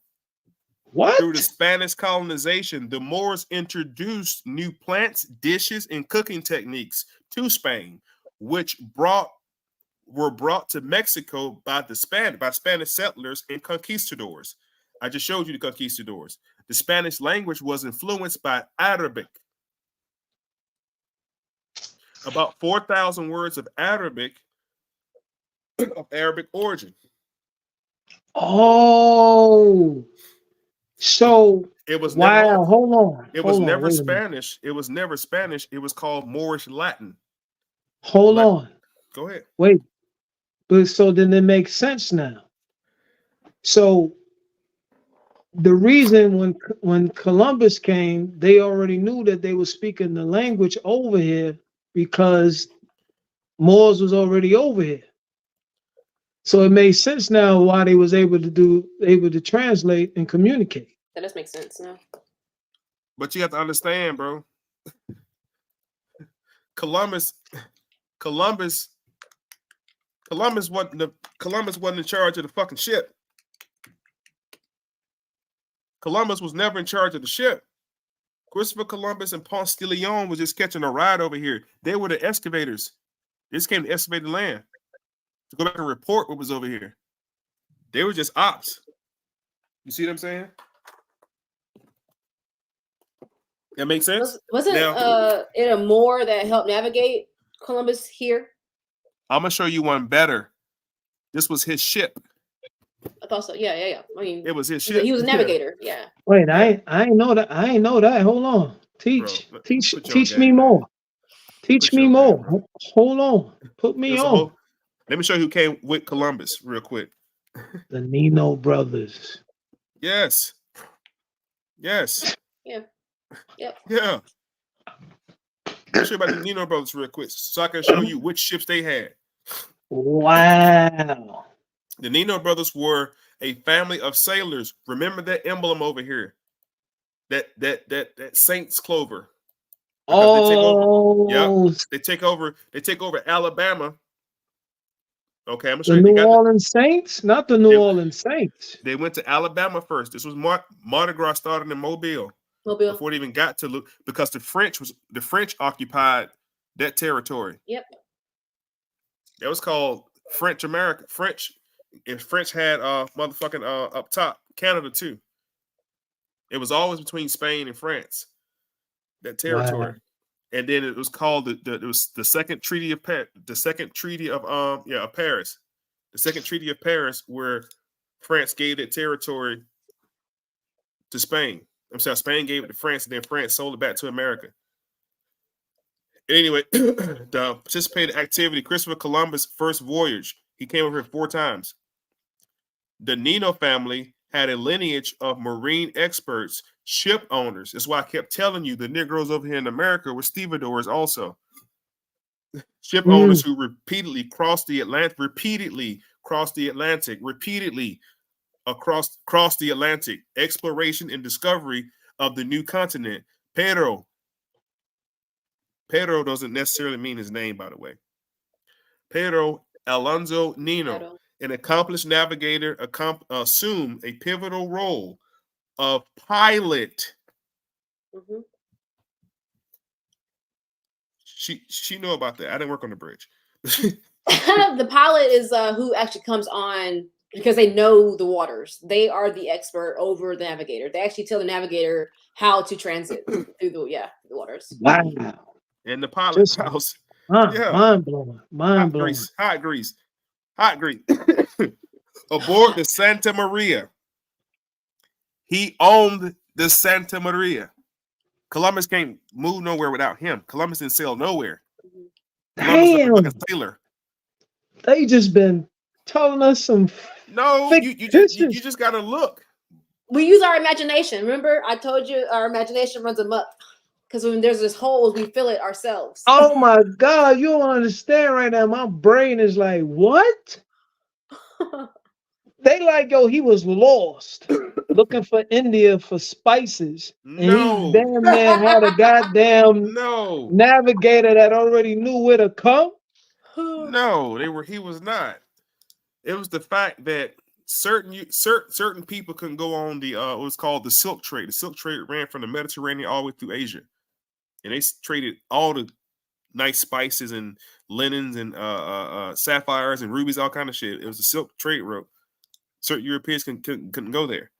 So they'll try to sail around Africa and get there, supposedly. So Francisco Nino, a dedicated mariner, fulfilled the responsibilities of a sailor, providing indispensable support to the voyage's, plural, success. Juan Nino, an expert seaman, served as owner and master of the Carnival La Nina, the Nina, the Pinta, the Santa Maria. Y'all know those ships. Those belong to these 3 brothers. These were Moors or black conquistadors coming over here. They've been coming over here. Let me tell you this real quick. There's a Marine Corps song that says, "From the halls of Montezuma to the shores of Tripoli." That's the Marine Corps song. They was talking about the fall of the Moors from Granada, Spain, or Tripoli, all the way over to the halls of Montezuma, which was the last stronghold and the last Indian chief of the Aztec Moorish Empire. Wow. It was after the gold.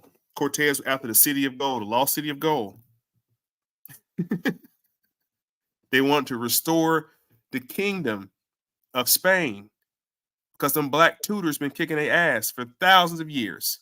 Not thousands, hundreds of years. The Moors had them from 711 all the way to what, 1492, just in Spain and Portugal. Time out. So they basically, Europe and Spain was at one time it was ran by Swarthy, but they never was connected as allies, because if they was, then Isabella and Ferdinand wanted to be able to kick the Moors out of Spain. Is that what you're saying? Because they was always having Remember beef. Earlier I said different. No, what I'm saying is, remember earlier I said there's different caste systems. So the caste system in this case was the House of Tudors and the House of Tudors and the House of Stuart against the House of I think it's Huddeberger or some weird, some H word, Hasselback or something like that. And you had the Anglicans and you had the Saxons, the Pits, the Jutes, the Kurds, the Irish, the Scotland, and the Pits were also swarthy people. And the Irish was also swarthy people. And the Scotland was also swarthy people. So the population of those so-called YT people y'all think from Europe were a very small population.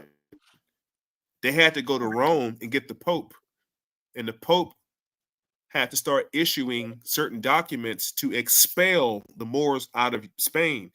And a lot of those Moors just stayed there and converted to Catholicism and became Moriscos. A lot of the Juicies also converted because they kicked them out too. That was the Inquisition. The Inquisition was to expel those Sephardic Jews out of Spain. A lot of them stayed and converted. A lot of them became friars, and they came over on the expeditions as priests, and they began to spread the gospel of the Catholic Church or Christendom to the natives. And they said if they don't comply, you can kill them. So you had people looking like us, light skinned like us. That's why I keep telling y'all that shit didn't stop. When it came to North America, it's the same way. That's the Boule class. That's the W.E.B. Du Bois class. They are descendants from them. God damn. What y'all talking about? Damn. That's why they keep telling all the presidents are same bloodline. Yeah, nigga. Of course they are. That's why you're gonna see a Barack or two in there. Because wow. Oh yeah.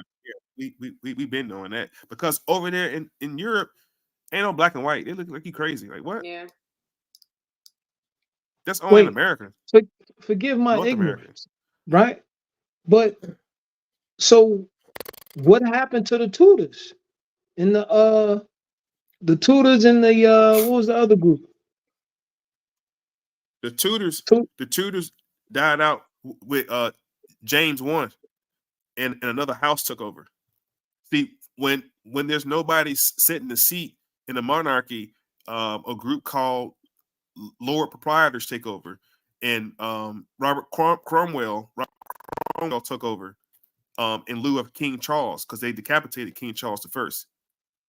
King Charles II steps in. Remember I told you it was James, Charles, then George, 3 kings. Then Charles comes in next. He has a whole other house he represents. Wow.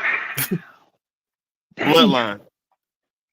Wow. Now, meanwhile, King Ferdinand and Queen Isabella of Castile, they have to make a decision because now the kingdom of Spain is at risk of being overrun, but they're going to get help from the Anglicans. The Anglican Church is going to help them overthrow the Juicies and those darker Moors out of Spain and expel them under religious doctrine. They had no other way to get rid of them. So a lot of those Moors in 1492, they fled Spain and came over here.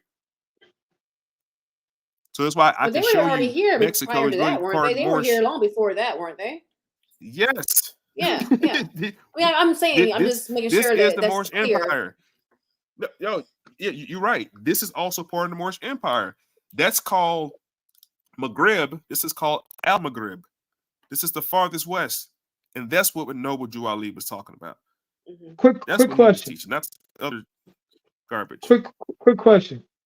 So, what is that treaty, peace and friendship, all about then? Does that pertain to here, or does that pertain to Morocco? Both. It's pertaining to Morocco, but it's talking about the subjects. It's letting George the Sultan of Morocco basically was letting George Washington know that he had permission to use his subjects. However, but then you had something called the I think it's called the what was it called? The Moorish, the dry something. I keep forgetting that thing, man. But if you take a look at the actual treaty, I don't have it on the counter. If you look at the actual treaty, it excludes Moors. It excludes the Moors. You see what I'm saying? And that's why at the same time George Washington was writing that letter to the Sultan to get recognized because they wanted to do maritime trade. George Washington also made this statement by saying, if we could take the turbans off their head and the sandals off their feet and punish them with strict hardship, in 100 years, they won't know who they are. Yeah. if we can remove the fez and the turbans off the Moors' head, remove their sandals off their feet, they'll forget who they are. This is after he wrote the letter to the fucking Sultan to get recognized and treated. On the seas, if we happen to come across some of your cargo, we'll give it back to you. You won't harm no Moors, and we won't harm your people. That's all that was. Otherwise, the Sultan said, you have rights to my subjects, which were the enslaved Africans. You got to dodge the hijack. I forgot, bro, on I learned it from bro on YouTube. Got his name. Chest out to him. So you got to dodge the hijack. When they're going to interchange the word African, you're going to see black, then you're going to see swarthy, then you're going to see steward, then you're going to see, you have to know what the fuck those words mean. You just can't read it. Right. All this stuff are the same people. Same people. Yeah. That's why I said the Moors were olive hue. Some were like the Kalamala dark olive, some like the lighter green olives, and the lighter copper-colored people. Same thing. Copper-colored people are just another way of saying swarthy. Got to dodge the hijack. Hey. So these swarthy people over here in America who they saw, which that's the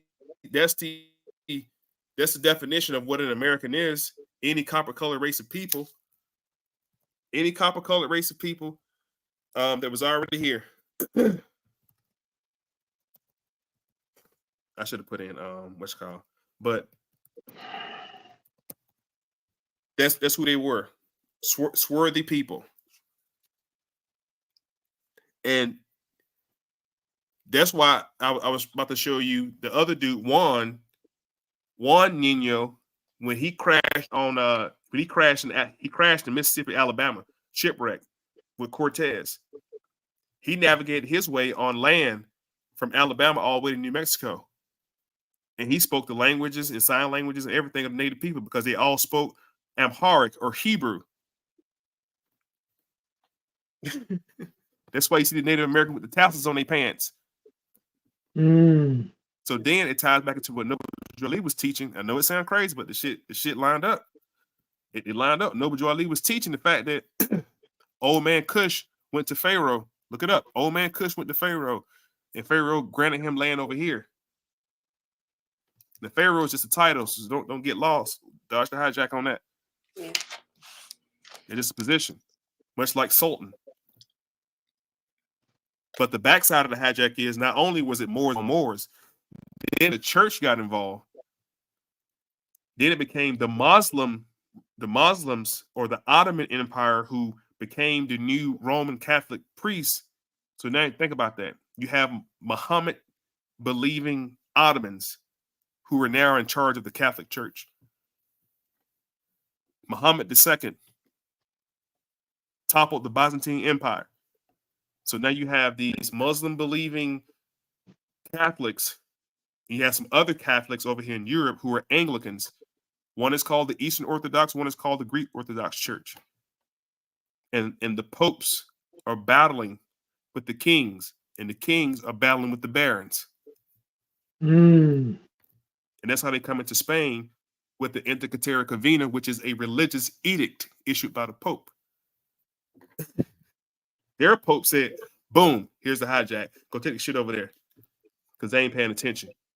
We don't fuck them up in Tripoli. We don't fuck them up in Granada. Go take it now.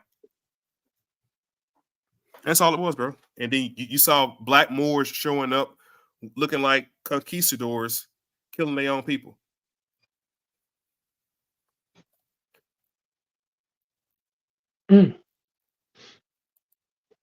Powerful. But like she's saying earlier, psychologically, our imagination takes off. And I'm so glad you said that too. Listen, your imagination takes off. The whole time you thought milk-colored skinned people were just snatching you off the shores of Africa, or wouldn't ship. They didn't fucking build, and somehow navigating the seas without you, because you knew the seas. They thought the earth was flat. They never went that far. Remember? Someone mentioned it's funny how there's people were you can hear me. snatching bodies from Congo because I can show you the Congolese and conquistador right now. Someone made a comment. It's funny how now there's a new Pope movie coming out called Conclave. Mm. I hear you now. What you say? I didn't even see that one. There is a new movie coming out about the Pope movie, and it's called Conclave. I'm not trying to go in the weeds of this, but Netflix, I believe. Yeah, but pay attention to that film. Well, see, what? See, I'm gonna tell you what's happening. I'm gonna tell you what's happening is, Pope Francis came over here, I think, about 6-7 years ago, and nobody asked what Pope. A Pope has never been over here in the history of the fucking colonies. This is what I'm telling y'all. Since the 13 colonies until they got 48 colonies, because they're still colonies. We still pay retribute to the queen. It's called taxes. To the crown, not to the queen, to the crown. He's never been over here. He came over here to let all of the ecclesiastical bishops and cardinals know in America. That's it. Time is up. By the time I pull it up, well, he came over to America and said, listen, y'all on your own. Y'all think people will be playing and be joking when they say the Christ about to return. Your imagination took off again. Ain't nobody gonna come flying out the sky. Okay, relax. It's just a reset. But they know their time is up. Y'all think it's by chance that we on this platform showing people black Europeans? 10 years ago, you never seen a black European. You would never thought about a black European 10 years ago in your head. You might have heard a little bit about it, but you can look into it to see that a whole goddamn dynasty was over there in Europe and then in Spain. It was in that book, though. Huh? It was in that book called the Brits. Yep. What's the name of that book? Something. The Brits. What's the girl name? That's there you go. Hasselberg. My man. God damn it. Thank you. I love y'all. Y'all be on point. I love this chat, boy. They be on point. Hasselberg. That's what happened to the Tudors. That's why what the happened first to thing. the Tudors? Listen. That's why the first thing they did when they took some of the ancestors off of the slave ship was change their freaking name. Yep, they still changed their name. Hey, come here. You can't come over here with that shit because that name means something. That surname means something. Okay? My last name Ponder, that people was by Pond, like they could trace it back like that, but that's not even the name. Black people say they took our religion, they changed our name. Do you know why? The next time they start saying that shit, they took our name, they took our religion. Why did they do that?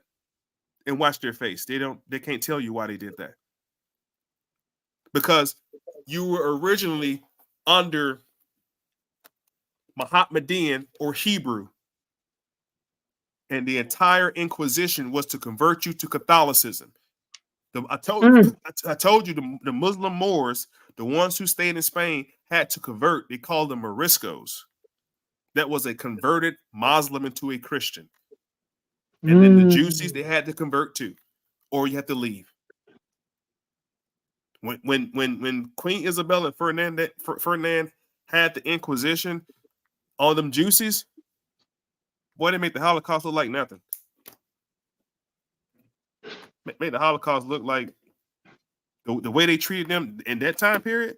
The House of Castile, they were trying to eradicate the whole bloodline. You're not going to rule no more. Banishment. Is that the reason why they came up with the Jesuits to make sure that bloodline never comes back? Secret society. The Jesuits was like the was like the what do you call them? CIA, fuck CIA. They were like what do they call them in Europe? KGB. Nah, MI6. MI6. Yeah. Oh, okay. Yeah. Yeah, them niggas MI6 and them Jesuits. That ain't by happenstance at all. So the moral of the story is everything from the Crusades, the Punic Wars, you heard about the Ottoman, Turks, Byzantine Empire, all that shit. If we look hard enough, I can show you Greeks who were swarthy. They're called Sardinians. Mm. The Carthaginians too. That's why Italians know they're not white. They tell you that's why when you see the movies like the Bumpy Johnson movie, Harlem, you wonder why the mafia always got beef with Bumpy Johnson and them, the black people, because they know they black too. Mm. They're just the lighter Moors. You don't believe me? Look it up. Sicilians. Yeah, they black. They know. They know their ancestors. They know they know who they are. That's why you always see it dynamic in those movies. And like movies, I mean, Bumpy Johnson's the only one I think about. I mean, not Bumpy Johnson, but the King of Harlem and other mafia movies. The mob always got what's it called? The Boardwalk movie, Boardwalk Empire. Empire Boardwalk, what it's called? Fucking moolies. Look at that. They always got beef with black people. Harlem Nights. Harlem Nights, always. because they know the bloodline. And the bloodline traces back to that. So that's why they all I'm having a thought. You know, I go down a rabbit hole in my own little head. So I cannot help but to think of actually, I might be embarrassed to say this out loud. I can't help but to think of the connection and what's going on here for the Anunnaki. What do you mean? Because there was a galactic war. You know, it's always been a war. So I wonder if it's something that's still happening amongst us because we are like us because we have the knowledge like them. Yeah. I don't know why I went there, but no, that's fine because that really takes us over to the Book of Revelation. I'm not. Look, I can't do this. No, but that's the only. Listen to me. Hear me out. I want y'all to hear me out real quick. Oh, This is the only record that we have of a galactic war. Show me another one. I'll wait. You're not gonna show me. They show it to us all the time with Star Wars and Star Trek. They show it to us all the time. All the time. You know, they had to make it fiction, but you know, you're right. You're right. In doctrine. Yeah. In doctrine, this is one of the oldest galactic movies. Yeah. But you have to know what you're reading once again. So when you see the war broke out in heaven, where is heaven? At this point of the book, you should have read the whole book, supposedly. And you know, Jesus said the kingdom of heaven is within you. It's not up there, it's not over there. Lo, if he say the heavens over here, do not go there, Jesus said. The war broke out in heaven. Keep that in mind. I'm going to go metaphysical, but I'm going to go imagination first. Michael and his angels. In the Urantia book, he's called Christ Michael for a reason. He is one of the Christ, one of the 5 Christ. His name is Michael El because he's one of the sons of El Elyon. He's one of the creator sons. There's 7 of them. Yeah. There's more science. This is more science. This is what the Moors were teaching. This is more science. The 5 Elohim and the 2 were the seraphim and the cherubim. His angels fought against the dragon. Where did your mind just go when you saw a dragon? Because if you're studied in this context, you know the dragon is talking about Leviathan. Who is Leviathan? Leviathan is the sea creature in Genesis chapter 1 that was looking up, observing, telling you the story. The Spirit of God hovered over the face of the water. What was watching it hover? This was a water planet. It was dark and void. Toho and Voho, the Torah says. Yeah. And the Crumb Torah broke that says, down in that new video, right? and the Torah says, Bereshith, one day or day one, this happened. So Earth being a prison planet, a water planet, Lucifer was banished to this planet. This is what it's going to tell you. Let's read on. And the dragon and his angels fought back, but he was not strong enough, and they lost their place in heaven. My question to you is, can Lucifer go back to heaven? Of course he can. Just can't reside there. He's from there. He went back in the book of Job. Lucifer, where you going? Just going to and fro. Why are you up here? I don't know. Just see what y'all doing. And he got to leave. Because earth is his dominion, according to Corinthians 4:4, where it says, Lucifer, it says Satan, who is the God of this world, has blinded the minds of those who don't believe. This is his dominion. I'm going to prove my point in a second, land my plane. The great dragon was hurled down.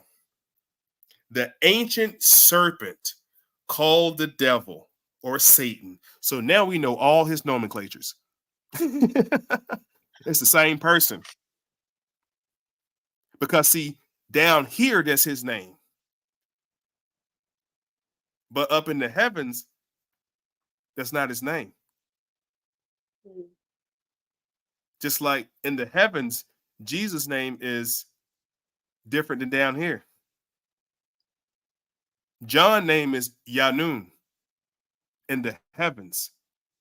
In the book of Ezekiel, he talks about 7 of them. And on the 7th level of that heaven is Elohim. I'm sorry, El Elyon all by himself. And the angels reside in the 6th heaven. And they sing holy, holy, holy all day to him. And these angels have 6 wings and eyes all about them. But these angels can reconfigure themselves into human form. Or as Jesus did, transfigure. Jesus transfigured into an angel. I can show you in the Bible. He transfigured into an angel and he was bright. Because it tells you his feet was like burnished brass. Not black. When brass get hot, it glows. Silly. Can't burn brass. Yeah. It glows when it gets hot. Burnished meaning in a furnace. He can glow. That's who he is. The dragon was hurled down to the ancient serpent called the devil or Satan, who leads the world astray. That's in Corinthians 4:4 also. He was hurled down to the earth and his angels with him. Here's my question to y'all. When he got hurled down here, what the earth looked like?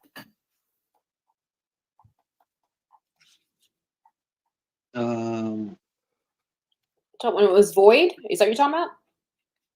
I just read what I just read. When he got hurled down to earth, what was the status of earth when he came down here? It was void. So we agree. Okay, let's continue real quick. Never mind the hijack of the God part. Never mind the hijack. Disregard the God part. In the beginning, Elohim created the heavens and the earth. You had a question? No, go ahead. Oh, in the beginning, Elohim. Now, in the Torah, it says Bereshith, meaning day one or one day, not in the beginning. This is not the very beginning because it would have said from the beginning. The word in implies something else has already happened or going on. It's parts of speech. This is in English, so we're going to apply English law to it. Create the heavens and the earth.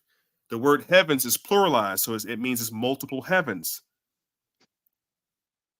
We can agree to that, right? Mm-hmm. The word "and" implies something else is happening. And after that word, earth. Now the earth was formless and empty. Torah says voho and toho, void. Darkness was all over the surface of the deep. That means water. And the spirit, also known as the ruach in Hebrew, of Elohim hovered over the waters. My question was, what watched this thing hover over the water? You're going to find out about the serpent. You're going to find out about Leviathan. You're going to find out about a whale. They're all the same thing. If you've seen the second Black Panther movie, Lukuku Khan, the serpent god, the dragon, they was riding on the backs of whales.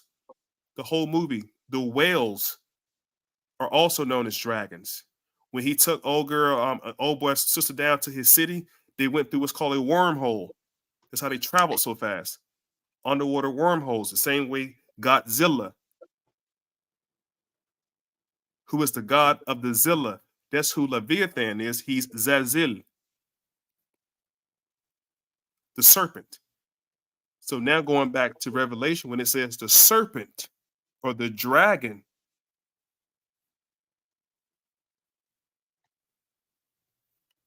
that's what we're talking about. Right. Yeah. And God said, let there be light. This is not the sun. The sun doesn't get created to verse 12, along with the moon, right after the stars. What light is this? And who can bear this light? Who got something down here?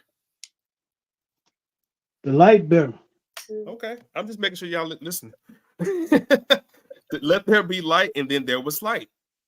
God saw that the light was good, and he separated the light from the darkness and called the light day, and the darkness he called night. And there was evening, and there was morning in the first day. The sun has not been created yet. Now we can go to John chapter 1, and John is going to tell us about another light that shines in the darkness, and the darkness cannot comprehend it. In this instance, this is the separation of the brown germ and the white and the black germ. This is the beginning of the creation. This is the forever spark. I'm not crazy. Watch me. Let's go to verse 26. Then God said, let us make mankind in our image and in our likeness. They're still in heaven. This is not earth. This is the story of the heavens. The story of the earth is going to be chapter 2. So don't think this is happening down in the physical realm. This is the metaphysical realm. Let us make mankind our image and our likeness, so that they may rule over the fish of the sea, and the birds of the sky, and over the livestock, and all the wild animals, and all the creatures that move on the ground. So God created mankind in his own image, and in the image of God, he created them, male and female. He created them. God created this. Chapter 2, God is not going to create it in his image. He's going to pick up some dirt and blow in it. It's a different being. This being right here, I can show you, and the audience already know where I'm about to go with this, because they're very smart. This is Adam Kadmon. This is the first Adam. In Genesis 1:27, according to the Kabbalah, he's called the primordial man. He's called Adam Elyon. He's called Most High Man. He's called Adam Allah. Okay, Moors. When man we'll say when man honor man, he honor Allah. When you're honorable before man, that's an honorable spirit. You honor Allah. But we know Allah is not a spook in the sky.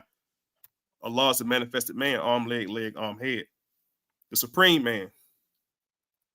When the first 4 worlds were created, remember in Genesis when it said the heavens, plural, we agreed to that. This is the 4 worlds that got created simultaneously. That came into existence, came into the being of the contractual of God's infinite light.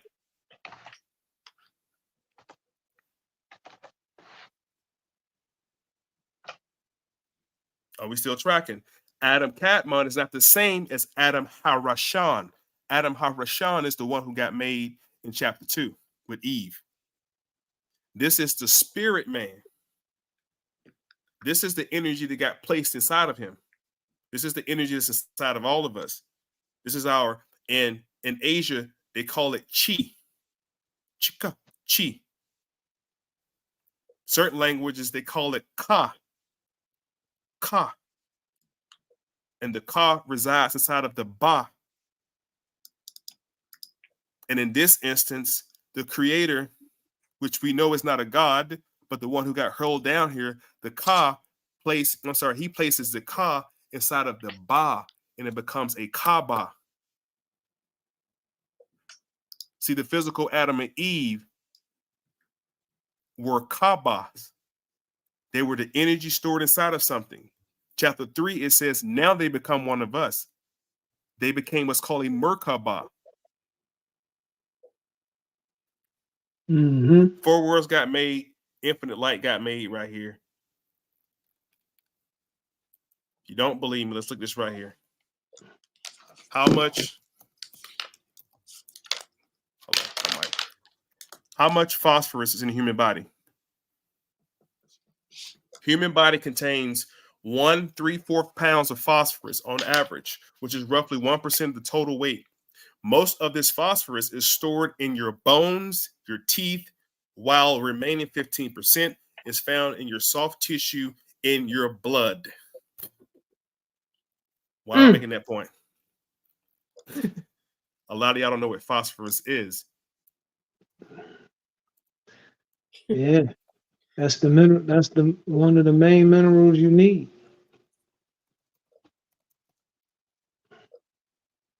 They spell Lucifer. Oh, there we go. Tell on deal with it. Oh, you know how to spell it. Come on, let's talk a little bit. Y'all don't got quiet.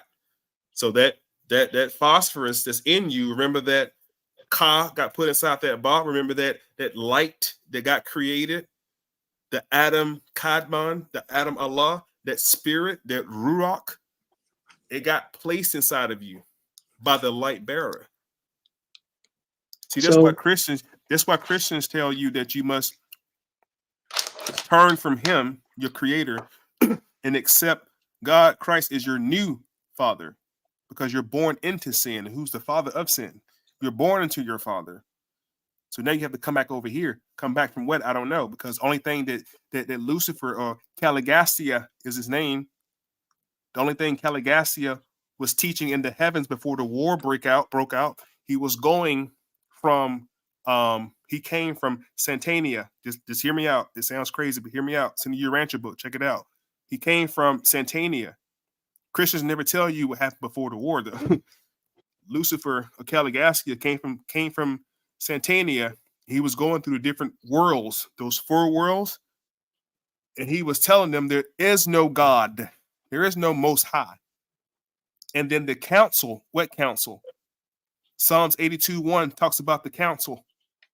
Michael heads the council. His name is Christ Michael. He's also known as Melchizedek. He's in charge of the council. Michael's in charge of the council. And that's why Michael was the only one that could deal with Caligastia and kick them out. Can I add value? Please. So according to Gematria, when I put in light bearer, we get a couple of things, and I'll just let you digress on that. The first thing we get is female goddess. Other thing we get is Moorish. And the other one we get is scapegoat. That's Taurus, the throat chakras. That's why they would cut the throat of a goat.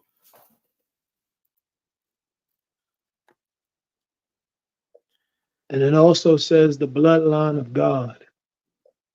Yes. Now let's read. This screen stop tweaking on me. Now let's read. Let's let the Bible teach us. See, this is why the Prophet Noble Jew Ali said you must return Christianity and the church back to Europeans, because they created the church for their salvation. The Intercaterra Vina was the only thing that's going to save them Slavic jokers. They created the church for their salvation. He said, we're going to keep Jesus and we're going to keep the Bible.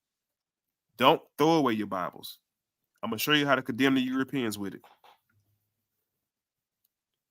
And I will put enmity between you and the woman. Now, the you in this case is the serpent.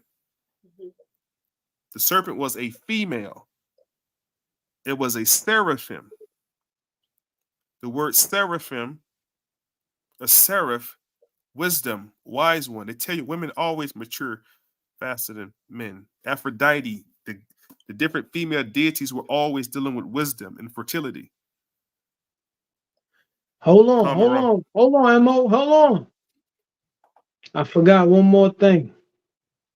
It says light bearer is also an Aphrodite. Androgyny. Androgyny. That's what you're seeing right now in the world. You're seeing a reset. No, Aphrodite. What is it? Aphdite. I know. Aphrodite. Aphrodite. Okay. Aphrodite.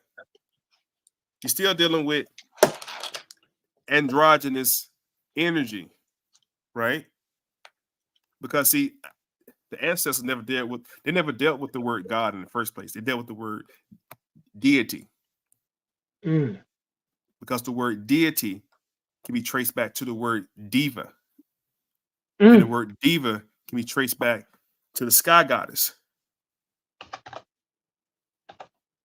who had to be adorned, and it had to have a certain amount of adoration. How long has Beyonce been the diva with her crown of thorns on her head, sacrilegious, riding on the horses of revelation? Y'all better pay attention, man. Quit playing. This shit's not entertainment. You can't say you didn't know. That's what they do. They put that shit right in your face. And at these award shows, they got the fat white boy with the devil horns on and they're all red on, the red top hat, and you just watching it, being mesmerized, hypnotized. What's his name? Little Yachty? Not Yachty, the little one of them little niggas. Uzi Vert came out on stage saying that he taught the city girls about Satan. I made the city girl believe in Satan. I made what? Come on, man. And y'all are just bouncing, and the lights are flashing, and the decimals and the megahertz is just dropping your DNA. He said, "We all going to hell. Y'all here now? We all going to hell." No, but see, that's the thing. That's your imagination again, because you're thinking about a place you're gonna go burn when he's telling you the Father Lucifer is trying to set you free. God wants to be your master. He's jealous. He gonna do this. He gonna threaten you. Man, look, man. Lucifer, like, listen, let me tell y'all something. Y'all better get some goddamn knowledge. That's why the light bulb is above your head with an idea. Let's go. I told you, John said the light is inside of man, but man don't recognize the light because he's in the darkness. Masons, triple darkness. You get to that altar. What do they ask for? What do you seek? Light. And those 3 candles are lit, representing the 3 suns. All right, I got 30 seconds, 20 seconds. I gotta say my goodbyes. Do your thing, man. I gotta go. Do your thing. It's been great. It's been great. You're always great. Thank you so much. We appreciate it's a pleasure to meet the high priest tonight, and the audience is still chatting with you. So this is really dope. I might watch, but I can't sit here and keep talking. My dog is like, I gotta go outside. So all right, man. Appreciate you. Thank you so much. Nice job. Much love. Thank you so much. Peace. Yeah. See how the shit connect though, bro. Yeah, we gotta talk more about that. Man, y'all hit that cash up, man. I want a collection now, bro, because I'm supposed to got off here an hour ago. Yo, we went a lot of places today. We really did. That's why chat. Come on, y'all. This is a classic. Hit that like button, man. Share this shit, y'all. Y'all tripping. I just sitting there for entertainment. Let's go. That's a classic right here. Hey. Pen and pad gang. Right. Pen and pad gang. Let's go. Drop them pens and the pads in the chat, man. Tune in tomorrow, man. Tell them to tune in tomorrow. It only gets better. Listen. Shoot me that email, man. Y'all send me an email. I got a gift for y'all. Got something nice coming in the email for y'all. Email me. The email is the MOI podcast gmail.com. Shoot me an email, man. I'm gonna send an email blast out sometime this weekend with something dope insight for you guys. Something that me and the high priest been working on. Shoot me an email. My email's at the bottom of the screen. If you don't have it, there it is. And let's connect. Thank you. Let's connect. Get with me. Please get with me. Hey, man, this was a dope session, bro. Appreciate you for riding with me the whole time. See, this is why Crom be cutting me off. Shouts out to Crom, man. Crom, listen. Crom be coming at. Crom will cut the show in an hour 45. Unless he get hyped, then he go like 2 hours, but then it'd be the max, though. But Brother Crom, no, boy. I get started because that's why I be chilling, man. That's why I be chilling, bro. Nah. See, what they don't know is you got that communications at home. That's why you can go. People that got communications at home, like you have communications in the third position of your name. That's why you can keep going on with this knowledge, because it's crazy. Bro, listen, as we speak, I couldn't even keep up with Google quick enough because it was downloading quicker than I can keep up with it, bro. I swear to God. Like, fuck Google. I can go off top of my head with this stuff, man. All day long. But committed to memory. Let's go. But for sure, y'all, listen, man. This how I really get down. Crom, no, this is how I be on here going live for hour 45, trying to get some information out. And I struggle sometimes because it'd be so much I want to talk to y'all about. But I never went this long on here. And from now on, it's going to be my standard until we say, all right, y'all. I don't want to clog up Crom TV with my shit, but I might just do it on my channel. Unless he give me the green light, which he probably will anyway. Tap out. You know what I'm saying? She said, listen. So I said, but here's the crazy part, though. The high priest will sit here and feed me the alley hoop. I know I shouldn't have did that. He said he feed me the alley hoop because he in the calculator punching it in, and that shit lining up every time, man. Yeah, that's how you know these are the facts is already being taken care of, man. We cracking codes out here, y'all. We Just the setting truth, people man. free. It's just the truth, y'all. Tell y'all a quick story that Farrakhan said before I go about the lie and the truth. This is the story about the lie and the truth. This is a story. One day, the lie and the truth went for a swim. And after the truth got undressed and got in the lake, the lie marveled at how beautiful the truth was. So the lie took the truth's clothes, threw him on, and took off running. The truth jumped out the fucking water and chased him. And ever since then, the naked truth been chasing a well-dressed lie. Hit him with a bomb. Come on, man. Do this shit all day, bro.